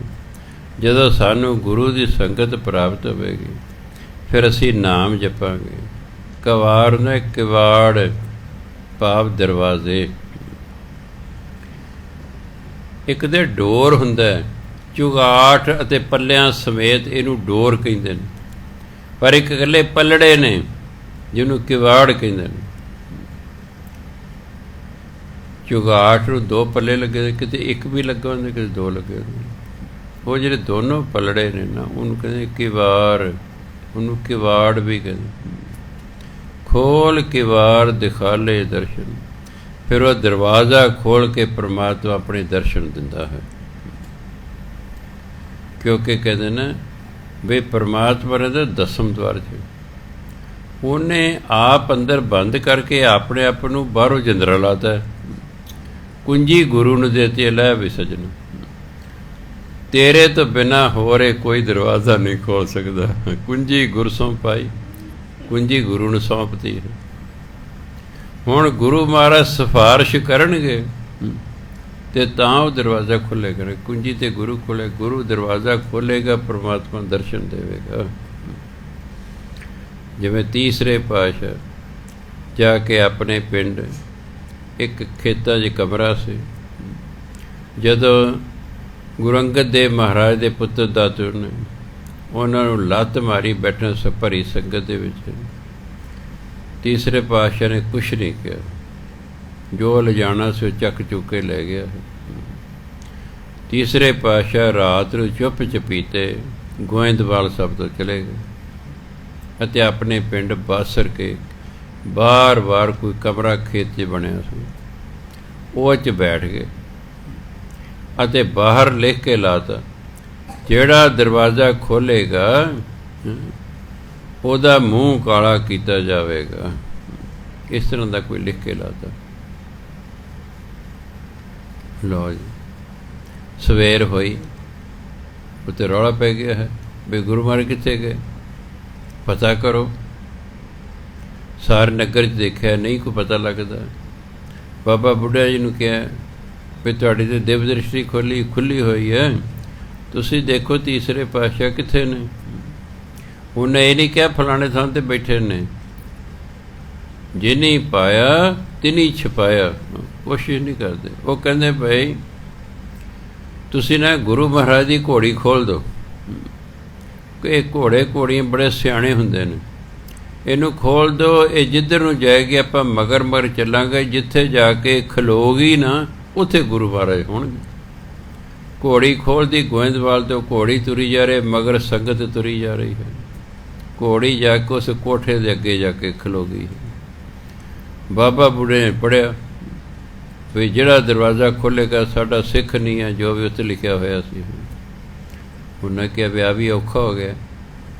ਸੋਚ ਕੇ ਪਿੰਡ 'ਚੋਂ ਸੱਬਲ ਮੰਗਾਇਆ, ਮਗਰਲੇ ਪਾਸਿਓਂ ਇੱਟਾਂ ਕੱਢ ਲਈਆਂ 10-12 ਕੰਧ ਦੇ ਵਿੱਚੋਂ, ਮੋਹਰਾ ਕਰਤਾ ਜਿਹਨੂੰ ਕਹਿੰਦੇ ਸੰਨ ਲਾਉਣਾ, ਸੰਨ ਲਾ ਕੇ ਅੰਦਰ ਚਲੇ ਗਏ ਅਤੇ ਗੁਰੂ ਬਾਰੇ ਬੇਨਤੀ ਕੀਤੀ, ਮਹਾਰਾਜ ਜੀ ਬਾਹਰ ਆਓ, ਸੰਗਤ ਤੁਹਾਡੇ ਦਰਸ਼ਨ ਕਰਦੀ।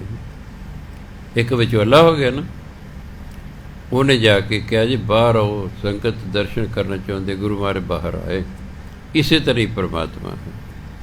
ਜਦੋਂ ਅਸੀਂ ਸਤ ਸੰਗਤ ਕਰਦੇ ਹਾਂ, ਪਰਮਾਤਮਾ ਕਿਰਪਾ ਕਰਦਾ, ਉਹ ਸਾਨੂੰ ਸਤ ਸੰਗਤ 'ਚ ਭੇਜਦਾ ਹੈ। ਖਿਆਲ ਰੱਖਣਾ, ਅਸੀਂ ਆਪਣੀ ਮਰਜ਼ੀ ਨਾਲ ਨਹੀਂ ਆਏ, ਪਰਮਾਤਮਾ ਨੇ ਸਾਡੇ 'ਤੇ ਕਿਰਪਾ ਕੀਤੀ ਹੈ, ਸਾਨੂੰ ਸਤ ਸੰਗਤ ਦੇ ਵਿੱਚ ਭੇਜਿਆ ਹੈ।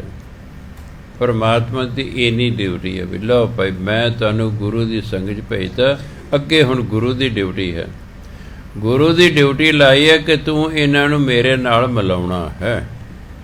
ਗੁਰੂ ਮਹਾਰਾਜ ਫਿਰ ਸਾਨੂੰ ਨਾਮ ਦੀ ਦਾਤ ਦਿੰਦੇ, ਸਾਡੇ ਤੋਂ ਨਾਮ ਜਪਾ ਕੇ ਪਰਮਾਤਮਾ ਨਾਲ ਫਿਰ ਮਿਲਾਉਂਦੇ ਹਨ। ਉੱਥੇ ਜਾ ਕੇ ਕਿਹਾ ਖੋਲ ਕੇ ਵਾਰ ਦਿਖਾਲੇ ਦਰਸ਼ਨ, ਦਰਵਾਜ਼ੇ ਖੋਲ੍ਹ ਕੇ ਪਰਮਾਤਮਾ ਫਿਰ ਆਪਣਾ ਦਰਸ਼ਨ ਦਿੰਦਾ ਹੈ।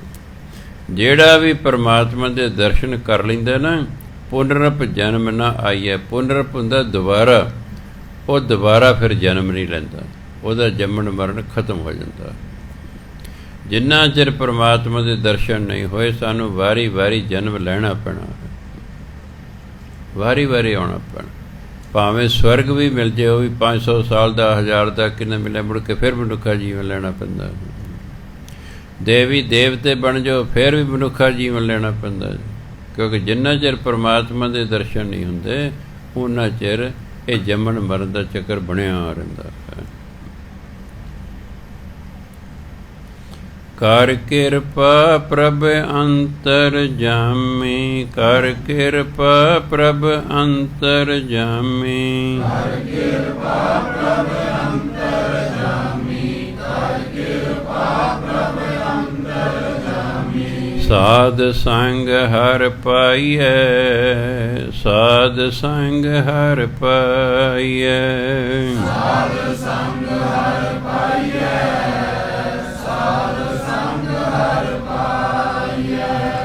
ਖੋਲ ਕੇ ਵਾਰ ਦਿਖਾਲੇ ਦਰਸ਼ਨ, ਖੋਲ ਕੇ ਵਾਰ ਦਿਖਾਲੇ ਦਰਸ਼ਨ, ਖੋਲ ਕੇ ਵਾਰ ਦਿਖਾਲੇ ਦਰਸ਼ਨ, ਖੋਲ ਕੇ ਵਾਰ ਦਿਖਾਲੇ ਦਰਸ਼ਨ। ਪੁਨਰਪ ਜਨਮ ਨ ਆਈਐ, ਪੁਨਰਪ ਜਨਮ ਨ ਆਈਐ, ਪੁਨਰਪ ਜਨਮ ਨ ਆਈਐ,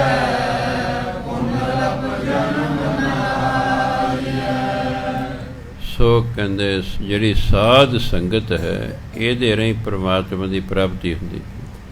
ਜਦੋਂ ਪਰਮਾਤਮਾ ਦੇ ਦਰਸ਼ਨ ਹੁੰਦੇ ਨੇ, ਜੰਮਣ ਮਰਨ ਦਾ ਚੱਕਰ ਖਤਮ ਹੋ ਜਾਂਦਾ। ਮਿਲੋਂ ਪ੍ਰੀਤਮ ਸੁਆਮੀ ਆਪਣੇ, ਸਗਲੇ ਦੁੱਖ ਹਰੋਂ ਰੇ। ਕਹਿੰਦੇ ਮੈਂ ਆਪਣੇ ਪਿਆਰੇ ਸੁਆਮੀ ਨੂੰ ਮਿਲਾਂਗਾ ਤਾਂ ਜੋ ਮੇਰੇ ਸਾਰੇ ਦੁੱਖ ਦੂਰ ਹੋ ਜਾਣ, ਹਰੋਂ ਦੂਰ ਕਰ ਲਵਾਂ, ਸਾਰੇ ਮੇਰੇ ਦੁੱਖ ਦੂਰ ਹੋ ਜਾਣ। ਪਾਰ ਬ੍ਰਹਮ ਜਿਨ ਹਿਰਦੈ ਆਰਾਧਿਆ, ਤਾਕੈ ਸੰਗ ਤਰੋਂ ਰੇ।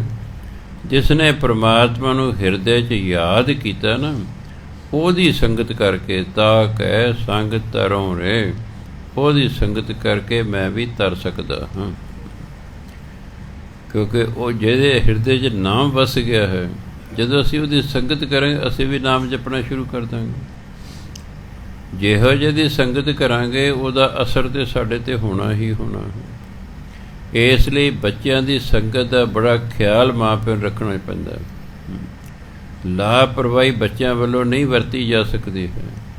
ਬੜਾ ਖਿਆਲ ਰੱਖਣਾ ਕਿ ਸਾਡੇ ਬੱਚਿਆਂ ਦੇ ਦੋਸਤ ਸਹੇਲੀਆਂ ਕੌਣ ਨੇ, ਇਹਨਾਂ ਦੀ ਬੈਕਗਰਾਊਂਡ ਕੀ ਹੈ, ਇਹ ਕਿਹੋ ਜਿਹੇ ਬੱਚੇ ਨੇ, ਇਹ ਅਵਾਰਾਗਰਦ ਨੇ ਕਿ ਮਿਹਨਤੀ ਨੇ, ਇਹ ਚੰਗੇ ਨੇ ਕਿ ਮਾੜੇ ਨੇ। ਖਿਆਲ ਰੱਖਣਾ ਪੈਣਾ, ਕਿਉਂਕਿ ਸਭ ਤੋਂ ਜ਼ਿਆਦਾ ਅਸਰ ਦੋਸਤਾਂ ਮਿੱਤਰਾਂ ਦਾ ਮਨੁੱਖ 'ਤੇ ਹੁੰਦਾ ਹੈ। ਇਸ ਲਈ ਖਿਆਲ ਰੱਖਣਾ ਹੈ ਤਾਂ ਜੋ ਬੱਚਾ ਸਹੀ ਸੰਗਤ ਦੇ ਵਿੱਚ ਰਹੇ।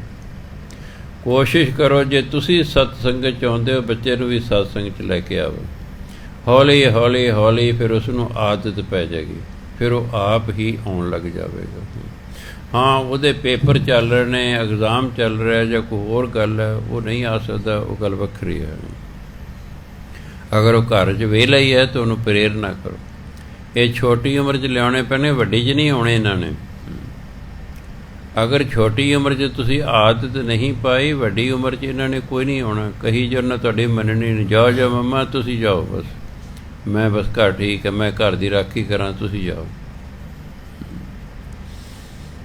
ਸੋ ਇਸ ਲਈ ਛੋਟਿਆਂ ਹੁੰਦਿਆਂ ਹੀ ਆਦਤ ਪਾਣੀ ਹੈ।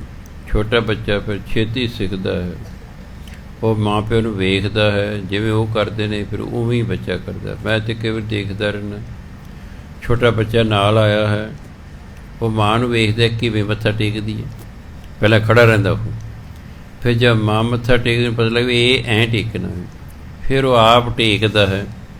ਜੇ ਉਹਨੂੰ ਨਹੀਂ ਟੇਕਣਾ, ਮਾਂ ਫੜ ਕੇ ਉਹਨੂੰ ਮੱਥਾ ਟਿਕਾਉਂਦੀ ਹੈ। ਜੋ 2-4 ਵਾਰੀ ਅਸੀਂ ਕਰਾਂਗੇ ਇਸ ਤਰ੍ਹਾਂ, ਫਿਰ ਉਹਨੂੰ ਜਾਚ ਆ ਜਾਏਗੀ ਵੀ ਹਾਂ ਇਸ ਤਰ੍ਹਾਂ ਮੱਥਾ ਟੇਕੀਦਾ। ਅਤੇ ਪਹਿਲਾਂ ਗੁਰੂ ਮਹਾਰਾਜ ਅੱਗੇ ਆ ਕੇ ਮੱਥਾ ਟੇਕੀਦਾ, ਫਿਰ ਖਲੋ ਕੇ ਮੰਗੀਦਾ ਹੁੰਦਾ। ਆਉਂਦੇ ਸਾਰ ਮੰਗਣਾ ਸ਼ੁਰੂ ਨਹੀਂ ਕਰਨਾ, ਮਰਿਆਦਾ ਨਹੀਂ ਹੈ। ਤੁਸੀਂ ਕਿਸੇ ਅਫਸਰ ਨੂੰ ਮਿਲਣ ਗਏ ਹੋ, ਉਹਨੂੰ ਤੁਸੀਂ ਸਤਿ ਸ੍ਰੀ ਅਕਾਲ ਹੀ ਨਾ ਬੁਲਾਓ ਅਤੇ ਜਾ ਕੇ ਜੀ ਮੇਰਾ ਕੰਮ ਕਰ ਦਿਓ ਜੀ। ਉਹ ਕਹਿੰਦੇ ਕਮਾਲ ਦਾ ਬੰਦਾ ਹੈ, ਕੋਈ ਨਮਸਤੇ ਨਹੀਂ, ਕੋਈ ਸਤਿ ਸ੍ਰੀ ਅਕਾਲ ਨਹੀਂ, ਕੋਈ ਗੁਰਫਤਿਹ ਨਹੀਂ, ਆ ਕੇ ਮੰਗਣਾ ਸ਼ੁਰੂ ਕਰਤਾ ਹੈ। ਪਹਿਲਾਂ ਗੁਰੂ ਮਹਾਰਾਜ ਮੱਥਾ ਟੇਕਣਾ, ਉਸ ਤੋਂ ਬਾਅਦ ਮੰਗਣਾ। ਪਰ 99% ਲੋਕ ਪਹਿਲਾਂ ਮੰਗਣਾ ਸ਼ੁਰੂ ਕਰਦੇ, ਮੰਗ ਕੇ ਫਿਰ ਮੱਥਾ ਟੇਕਦੇ ਨੇ। ਕਿਉਂ?